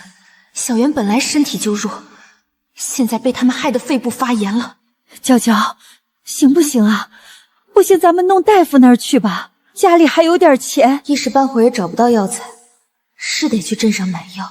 好，送镇上去。我睡不着，也想跟着去看看。你不是身体不好吗？白天闹了小梅的婚房还不够，现在又跟着添什么乱？白天的事让娇娇有些误会，我想多为他们做些事弥补。一哥，我在娘家的时候经常采药去镇上卖，认得药房收药的药童。易小莲就是靠着自己对药材的了解，在闹饥荒的年代，带着村里人进山里采药、卖药，收获了一大票人心。现在这些人心都归我了。娇娇，你看这，要不让小莲去吧，没准她帮得上忙。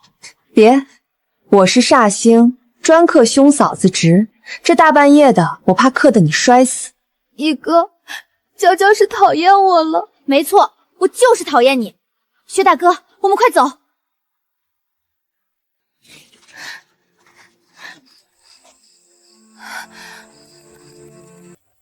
敲什么敲？要死人啊！不能等天亮了再来。师傅睡了，你们换一家吧。我们不找大夫，你帮我们抓些药就好。方子拿来。糟了，没来得及写方子，没办法了。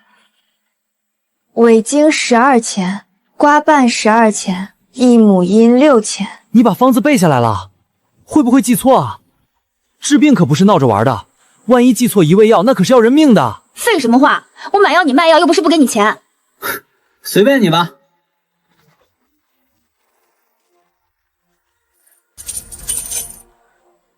娇娇，你为什么能背出方子？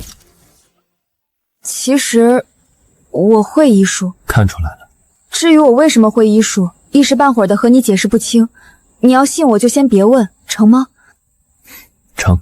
还以为要周旋一番，他这就答应了。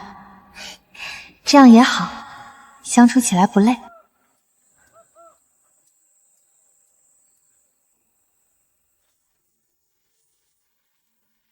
薛大哥，咱家还有多少钱？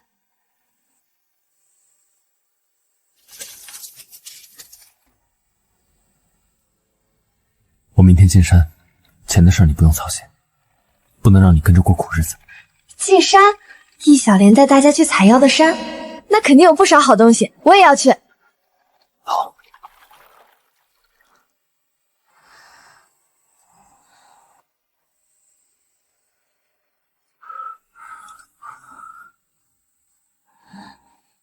娇娇，你上床睡会儿吧，我来看着小圆。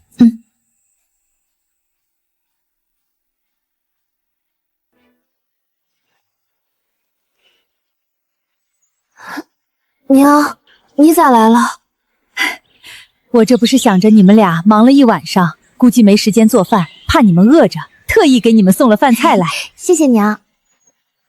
娘，我们去院子里，让薛大哥跟小圆再睡会儿。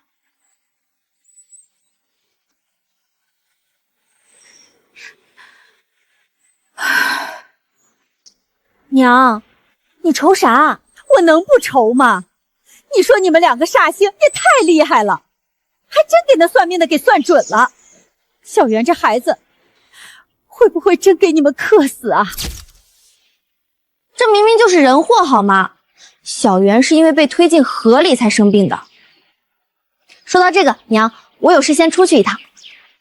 得让那帮熊孩子长长教训，不然他们肯定还会再欺负小圆。哎，你这孩子！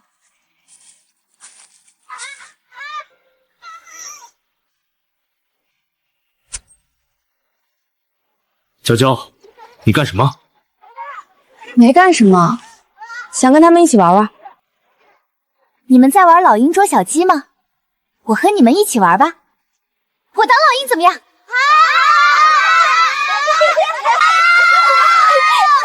小妹都嫁人了，怎么还来跟小孩子们玩这种游戏？嘿嘿，张二娃子被我抓到了吧？面对疾风吧！你们不会教孩子，我帮你们教。你把人丢河里，你还有理了是不是？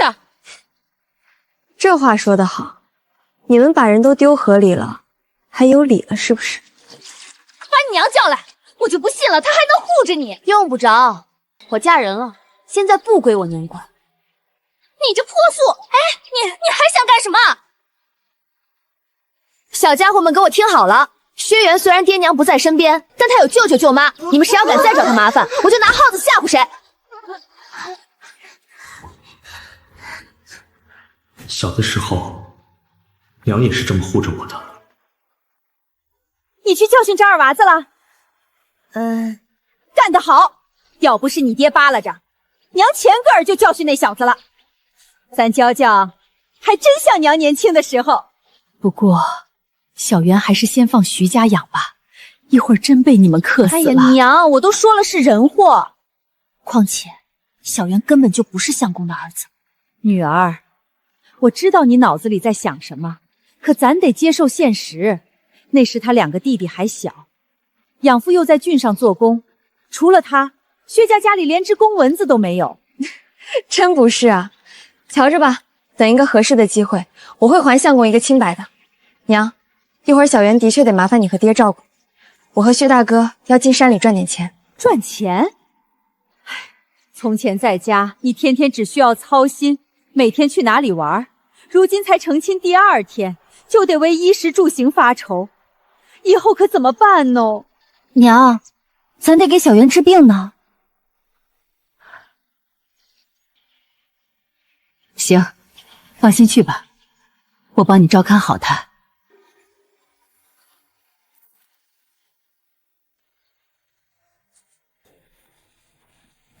娇娇，这里很危险，你可一定要跟紧我。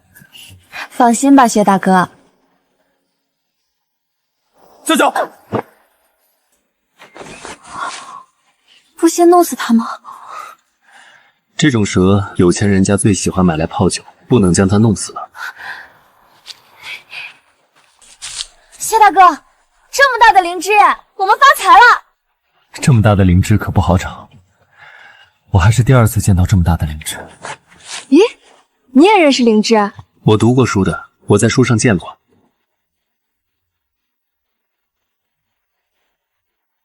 薛大哥，你带我来这里，该不会就会抓这种蛇吧？这片林子里，除了品相好的灵芝，就它最值钱。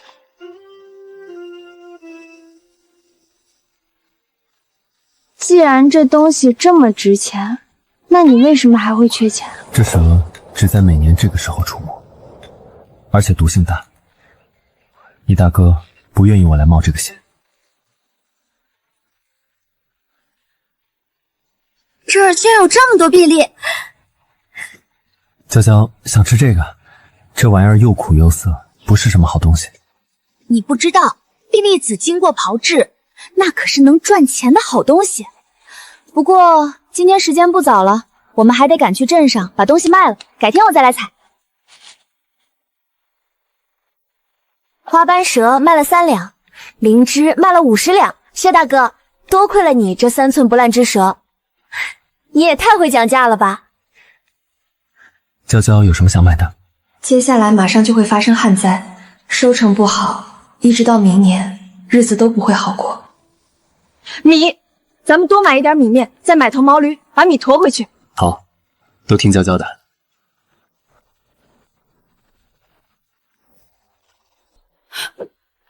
我的祖宗，你们是真不拿钱当钱啊！照你这么个花法，日子可怎么过哦？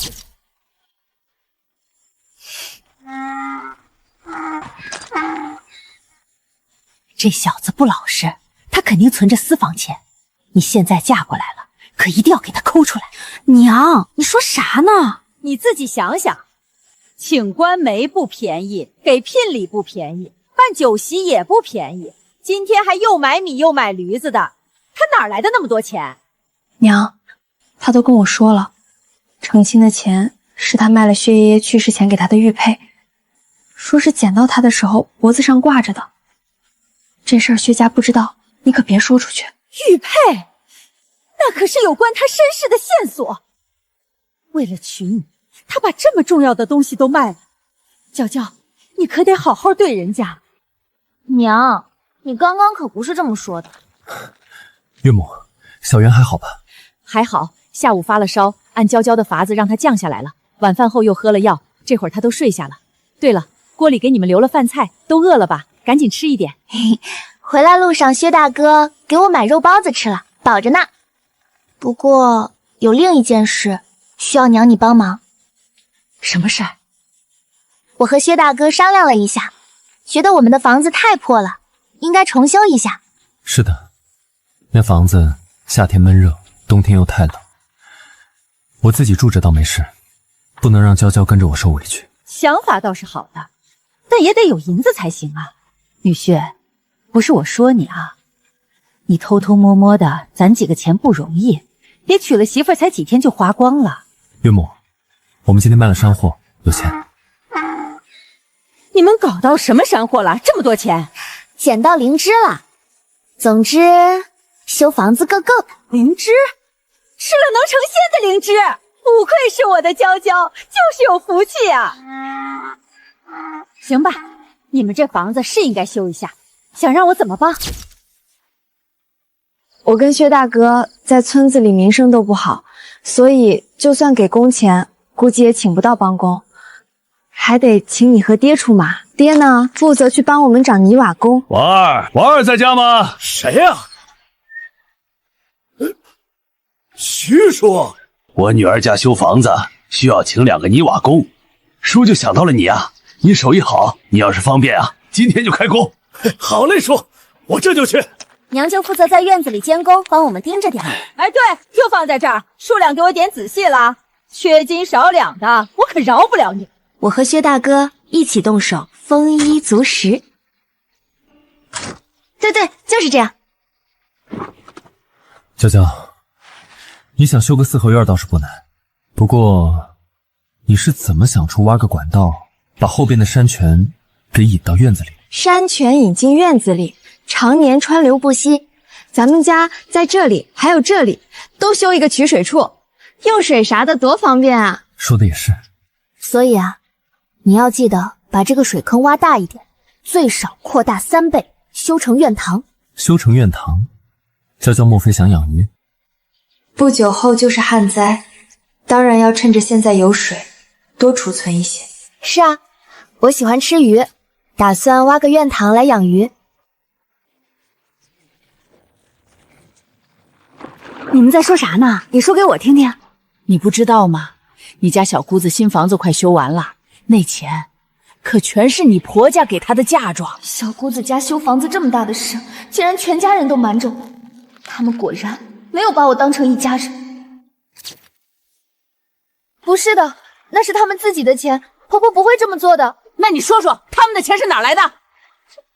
一哥，你说这薛崇锦哪来的钱娶小妹啊？是不是爹娘又偷偷贴补他了？你可别胡说，我陪崇锦卖了他爷爷给的玉佩，才有了成亲的钱。薛家其他人不知道这玉佩的事儿，不然玉佩早被他们抢了。你可千万不能说出去。总之那是他们自己的钱，咱们家的钱还要留着明年娶弟媳妇呢。哎呦，你真是傻！你公婆偏心你不知道啊？不是你公婆给的，他们自己能有钱修房子？鬼才信呢！你不会才知道他们修房子的事儿吧？你可得小心些啊！看你公婆这样子，所有家当都得办给他。你们别瞎说，不会的。婆婆说嫁出去的女儿泼出去的水，既然娇娇嫁人了，就不会再贴补她了。是我亲眼见着的，半句假话都没有，脚程都快磨出茧子了。昨儿还亲自送了热饭过去。那是，总之你们别瞎想了。那房子的钱不全是我婆婆给的嫁妆，是薛崇锦自己的银子。自己的银子？薛崇锦一个穷光棍，自己哪来的银子？听说他所有的积蓄都拿去请了官媒。不，他卖了薛爷爷临终前给他的玉佩，有好些钱呢，想来修房子是够的。真的假的？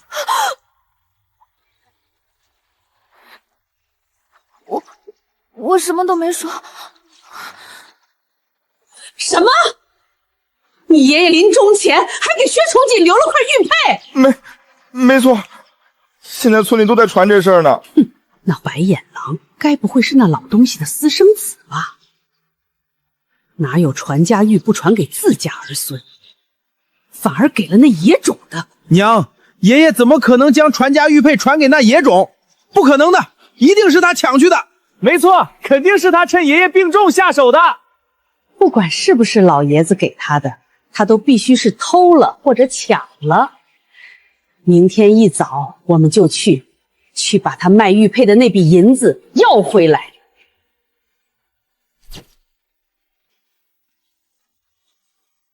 哇，小袁，怎么样？我们的新家还不错吧？这真的是我们家吗？当然啦，等你舅舅把打好的家具从山下挑回来，我们就一家人一起进门。白眼狼，给老娘出来！干啥？把那野种给老娘叫出来！小袁，不怕，有舅妈在。你可真会挑啊！挑了个野种，再搭个野种，你还真跟你娘一样呢，就爱给人当后娘。你，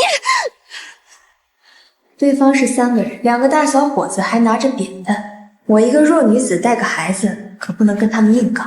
看来只有用那招。娘，有人欺负你闺女了！谁？娇娇谁欺负你？呸！尊氏，我呸！又是你！我闺女得罪你了，你凭什么要欺负我闺女？薛崇锦这小子偷了我们家的玉佩，我找他要回来，怎么就不行了？他怎么知道玉佩的事？玉佩，我可没见过什么玉佩。哼，你当然没见过了。那野种为了娶你过门，早将那玉佩卖了。玉佩我不指望拿回来，把卖玉佩的钱交出来就算完。我呸！你要不要脸了？打秋风就打秋风，我还没见你这么理直气壮，找着借口来打秋风的。你给是不给？你不给就别怪我们动手了。那你说说，这话是谁告诉你的？你别管谁告诉我的，你给是不给吧？薛大哥没说过这事儿，你又不说，我怎么知道你是不是找着借口来抢东西？他们说的，这是你大嫂易小莲亲口说的，出自你们自家人之口，总不会错吧？得想办法拖延时间，等薛大哥回来才行，不然我们可打不过他那2个儿子。放心，看娘的！天杀的，他的话能信？孙氏，你且给我等着，我把人抓来和你对质。你要说的是真的，我绝对不会包庇自家人。易小莲，易小莲，你个丧门星，藏在哪儿了？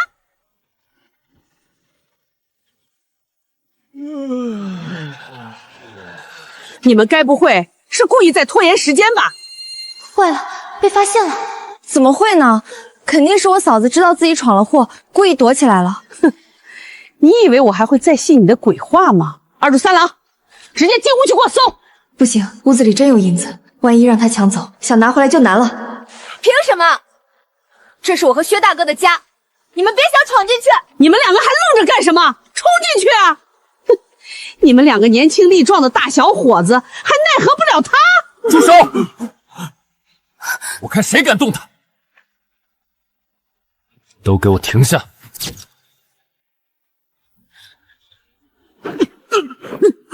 玉佩是我的，我想卖就卖，跟你们没关系。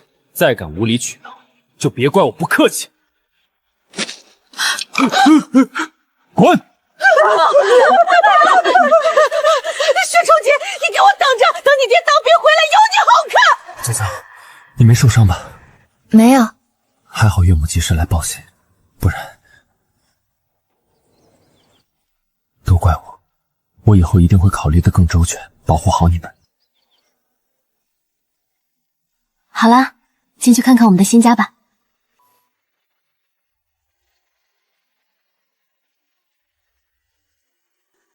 哇，好大的院子！以后呢，小圆就有自己的房间了。看，喜不喜欢？啊，喜欢，好喜欢！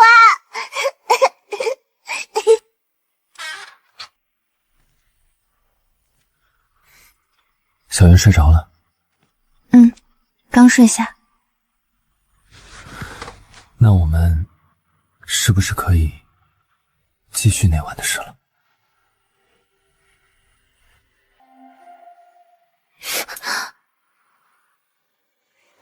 你确定你会了吗？会。是吗？哎呀，你等我洗个澡，一会儿来教你。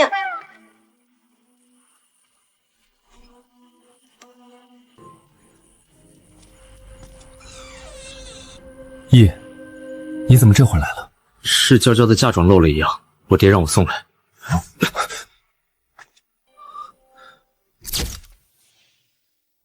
他这是……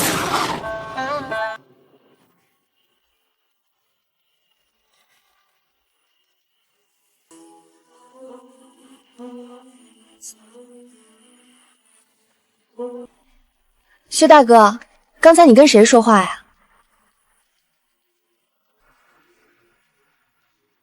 薛大哥，哦，你大哥刚才来了，说是你有一样嫁妆忘了拿，他给送来了。什么嫁妆？一本书。当初在学堂念书时，就听年长的同窗们说起过旧式夫妻启蒙册一类的书，那时还不懂，原来是这样的。娇娇，你真的明白了？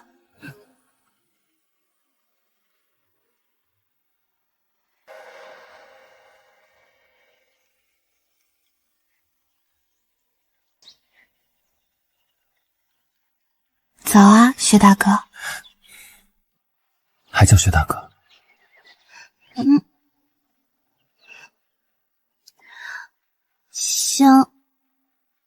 相公。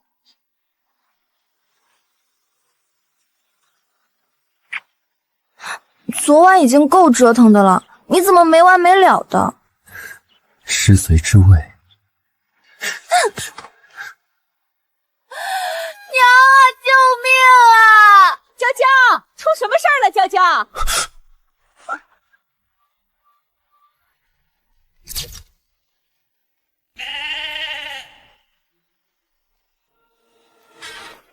岳母，我去打水。不是吧，娘？隔这么远你也能听见？远什么远？不是你自己让我今天早些来陪你去山上摘碧丽，大白天的，你臊不臊？都是你那本破书害的，你臊不臊？死丫头，快起来，趁早上山去了。不是娘说你娇娇，你要这么多碧丽干什么啊？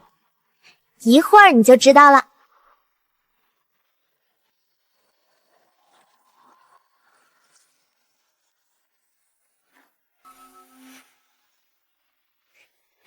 这叫冰粉。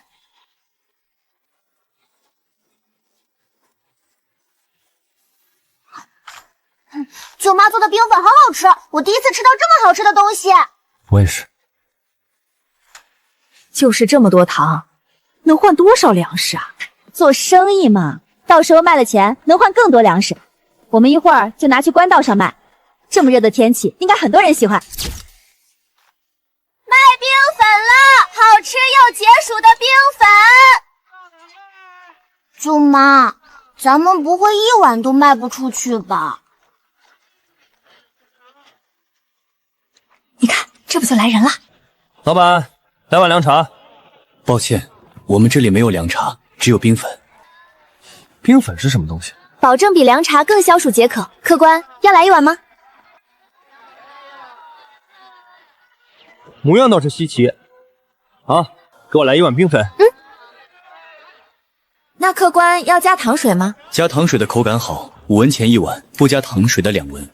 来一碗加糖水的。好嘞，客官你稍等。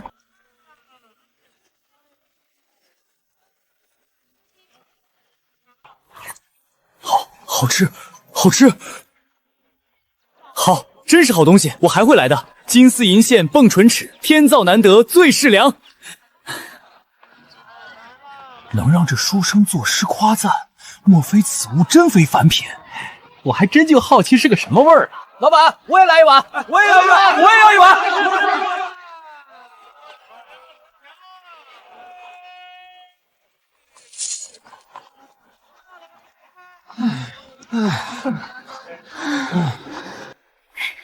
相公，咱们卖1天的凉粉就把本钱赚回来了。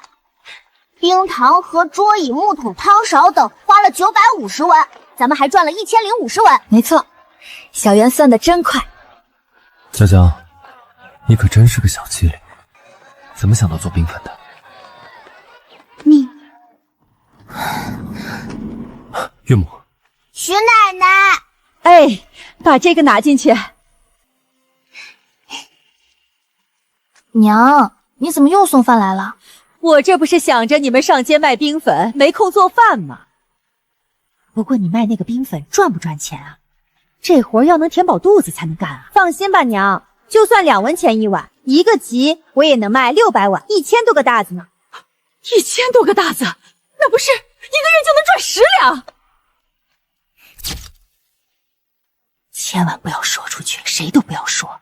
村子里见不得别人好的红眼病多着呢。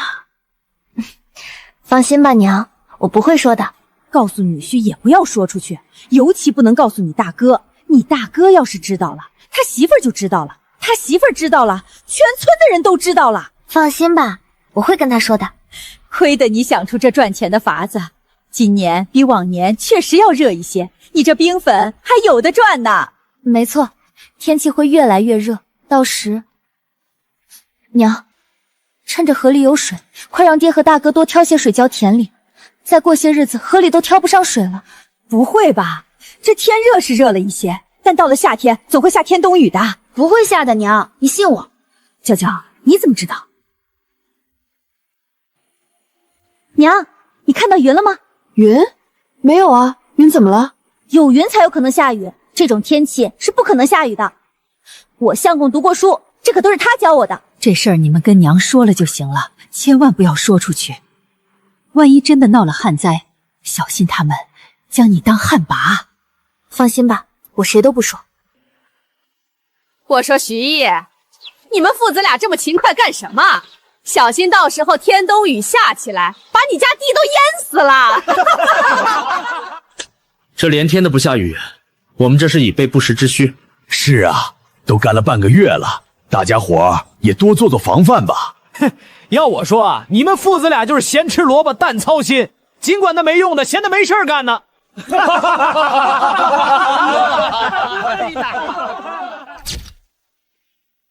娘，天气热，爹和大哥劳作做辛苦了，我给你们打了些冰粉过来。哎，这见天的不下雨，娇娇还真让你说中了。再这么下去，大家都要吃不上饭了。娇娇，你这些天卖冰粉挣了不少钱，得多囤些粮食。我们已经囤了不少，到时候再让相公去买一点。我爹和大哥呢？这好好的天，怎么就不下雨呢？是啊，田里的庄稼都旱死了，这叫我们怎么活呀？谁说都旱死了？大家都没收成，凭什么就他家有？你们是不是早知道会旱灾，所以你家才早早的挑水？你们一家子的心也太黑了吧！明知道会旱灾不告诉大家，只自己悄咪咪的挑水浇灌，难道我们都饿死了，你家就能发财吗？各位不要误会，我们哪里知道会旱灾啊？我们只是看田里快没水了，正好又闲在家里没事儿，就出来挑水。徐二，你家早早的把水都挑了，害得我们没水挑。你父子还天天轮流守着，生怕我们来偷水，你安的什么心？别以为我们不知道。就是，徐坤，这河是我们全村的河，不是你一家的河，挑进了你家田里，也还是河里的水。你凭什么要霸占这河里的水？我什么时候霸占了河里的水？你们挑水的时候，我有拦着不给你们挑吗？我不仅没拦着，还提醒你们一起挑了。河里的是大家的水，既然是大家的水，浇灌出来的粮食也是大家的粮食。乡亲们，我提议让徐家将粮食分献给大家，各位看怎么样？王叔说的对，就应该让他们拿出来分。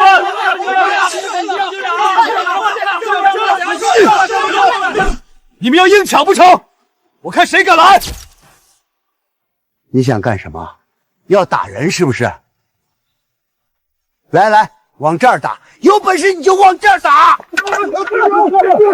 爹，喊我有啥用？得喊你娘来！翠花！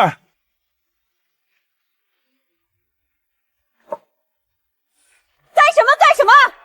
你们一个个的都想干什么？他们说我们的粮食是河里的水浇灌的，就是大家的，应该跟大家分。我们不愿意，他们就要上手抢。我呸！放屁！他们怎么不说他们的儿子女儿也是喝着河里的水长大的？那儿子女儿也是大家的？哼！是不是回头我见你家猪仔长得好，也来分2头？再看你家豆角长得好，也来分几把。李氏，你别不要脸！哼，我不要脸，你摸着自己的良心说，到底谁不要脸？红眼病也是病，我劝你趁早治。乡亲们，不管怎么说，咱们这点收成是活不了的，不能任由李氏一张巧嘴说过去。大家直接动手吧，能拿多少拿多少。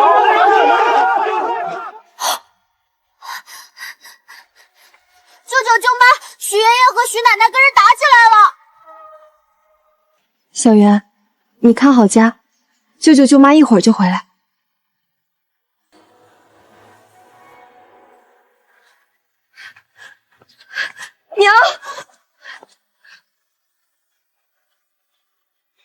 娘，娘，你没事吧？呸！你们这帮不要脸的，看你们以后还敢不敢抢别人家的东西！等着，你们等着，我们是不会善罢甘休的。就是不能善罢甘休。走，找李正，还要报官。对，我们报官。薛崇锦，你个有案底的人，敢打人，等着吧，你死定了！你和他们打架了？我打的。还是女婿厉害。之前咱们一家被他们压着打，女婿一来，一个打他们10几个，全干翻了。闭嘴，你还敢说？你们先回家换身衣服，一会儿到村里来吧。没错，你得回家洗干净。不用担心，我本就干干净净的。可是别人不知道你干干净净的，我得让他们知道，让所有人都知道。这逆子该怎么办就怎么办，这次我绝对不帮他。你说这话不脸红吗？说的好像你帮过人家似的。好了好了，都少说2句。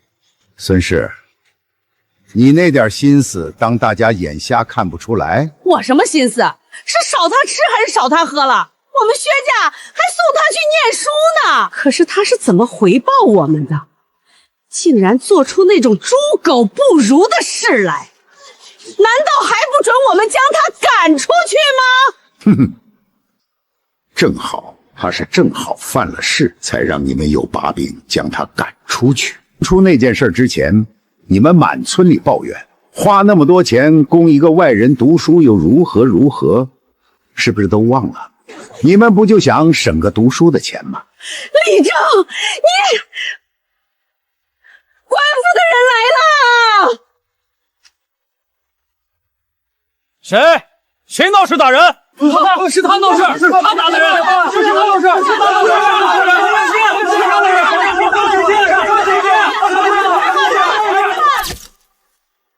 还是让我来说吧。事情是这样的，我明白了，你们就为今年收成的事儿闹是吧？他们家人心眼太坏了，只顾着自己挑水，也不提醒我们挑水的，所以我们收成不好，肯定跟他们有关系啊！当然要他们赔偿。我们哪里被提醒了？再说了，你们要是个勤快的，看到我家都在挑水，自己不知道去挑吗？你们收成不好要我赔偿，你这张脸还要不？行了，都闭嘴。人家收成好，那是人家勤快，提前做好了防旱工作，不存在欠你们的。这个道理你们得明白。哎，怎么不算欠了？他们挑的水是这村口的河里的，这河是我们大家的。我们刁民，没读过书，连基本的道理都不懂吗？这条河从莲花山起源，流经30几个村，怎么就成你们村的了？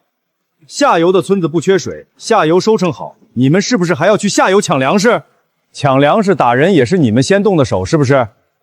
你打了他，他也打了你，你们这算斗殴处理，要么全抓回去衙门里，一人打20个板子，要么你们私了，看着办。私了，我们私了。但是他呢？大人，您还记得薛崇锦吗？当初他干出那件事儿，您不是说了他再犯事就双罪并罚吗？现在他又参与了斗殴，一个人打了我们10几个。是你，我记得你。原本你欺负了你大姐是要下大牢的，是你老师夏父子用自己半辈子清誉为你作保，我们大人又念及你年幼，才放过了你。没错，当时是师爷亲自通知他的，让他当一辈子安分守己，不再犯错，否则2罪并罚。你今儿个是怎么回事？怎么能参与斗殴？他们报官，少不了拿你当初的事说话。这次趁着全村人都在，你一定要好好为自己辩解。从前我自己一个人，不在乎旁人怎么说，可现在不能让娇娇跟我一起受委屈。当年的事，不是我。什么？不是他？搞笑，这都多少年前的事了。他这意思是要翻案吗？我呸！他能翻案，我把名字倒着写。既然如此，为什么当时你不说，现在才说？当初我姐姐的处境，如果我将事情讲清楚了，她一个未出阁的女子产下来历不明的孩子，这世道会逼死她的。虽然她最后还是难产死。那你有什么证据证明不是你吗？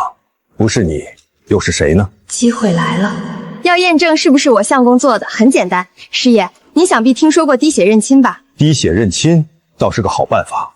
薛崇锦，你可愿意一试？我愿试。谁去取些清水出来？我去。虽然滴血认亲不科学，但没办法，古人就信这个。得亏了，古人就信这个。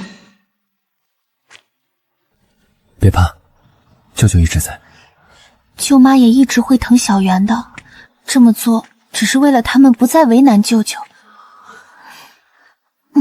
就一下下，不疼的。为了以防万一，我在水里加了醋，谁来都不会相容。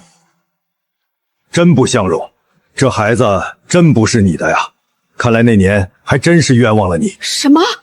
薛崇锦是冤枉的？他怎么可能是冤枉的？不是他是谁呀？那时候他们家谁说不可能了？他们家是没有能成事的男子了，可不代表村子里其他男子不会偷偷跑他家里去吧？薛崇锦，既然不是你，又是谁？你快说啊！不知道。不可能，两个不同的人血不相容，有什么奇怪的？我看你这什么滴血认亲，根本不靠谱。不信，那你来扎一下试试。啊？我为什么要扎？你不是小圆亲外婆吗？你看小圆的血跟你相不相容？为了让大家信服，再端一碗水来。这次加入民凡，看你们怎么说。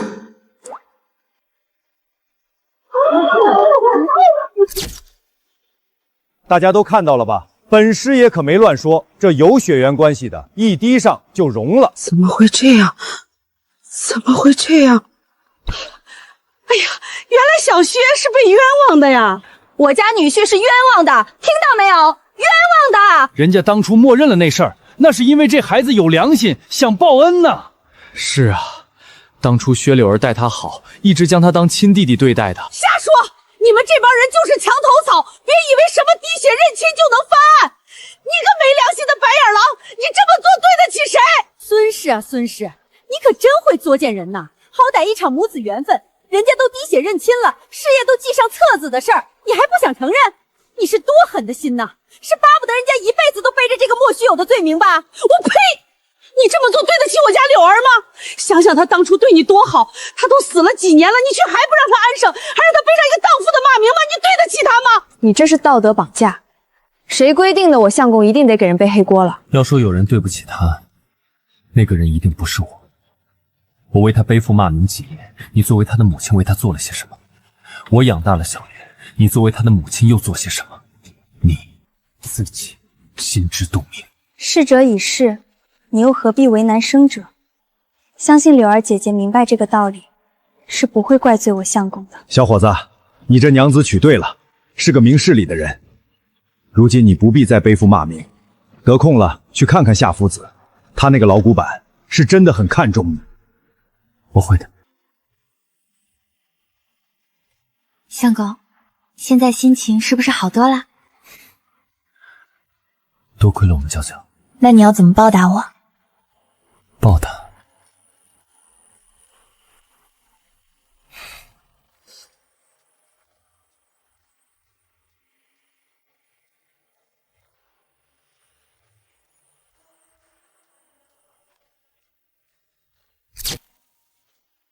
因为干旱，今年收成不好，好在我们提前做了准备。靠着院堂里的水源，我们种了许多瓜果蔬菜，加上卖凉粉赚的钱，囤了许多米面，足以让我们顺利度过这个灾年。相公带着小圆去向夏夫子道谢，夏夫子一眼相中小圆，决定收她入学。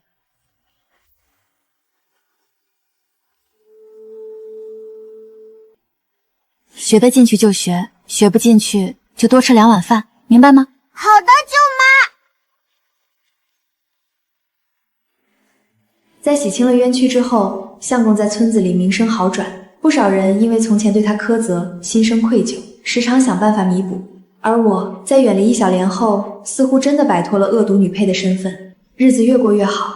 只是娇娇，你还没告诉我，你到底为什么懂那么多东西呢？啊，这个嘛，让我想想怎么编啊，不对，怎么说？如果我说有天书，你信吗？信。那你那些东西都是从天书上看来的。是啊。那你让我囤了这么多干面粉，也是天书让你做的？对啊，天书说收成不好，慢慢就没人有余钱买冰粉这种零嘴了。我们得另谋生路，比如说做干面。干面？对啊，就是能保存很久，吃起来又很方便的干面。这要是能做出来，我们肯定能赚得盆满钵满，发家致富。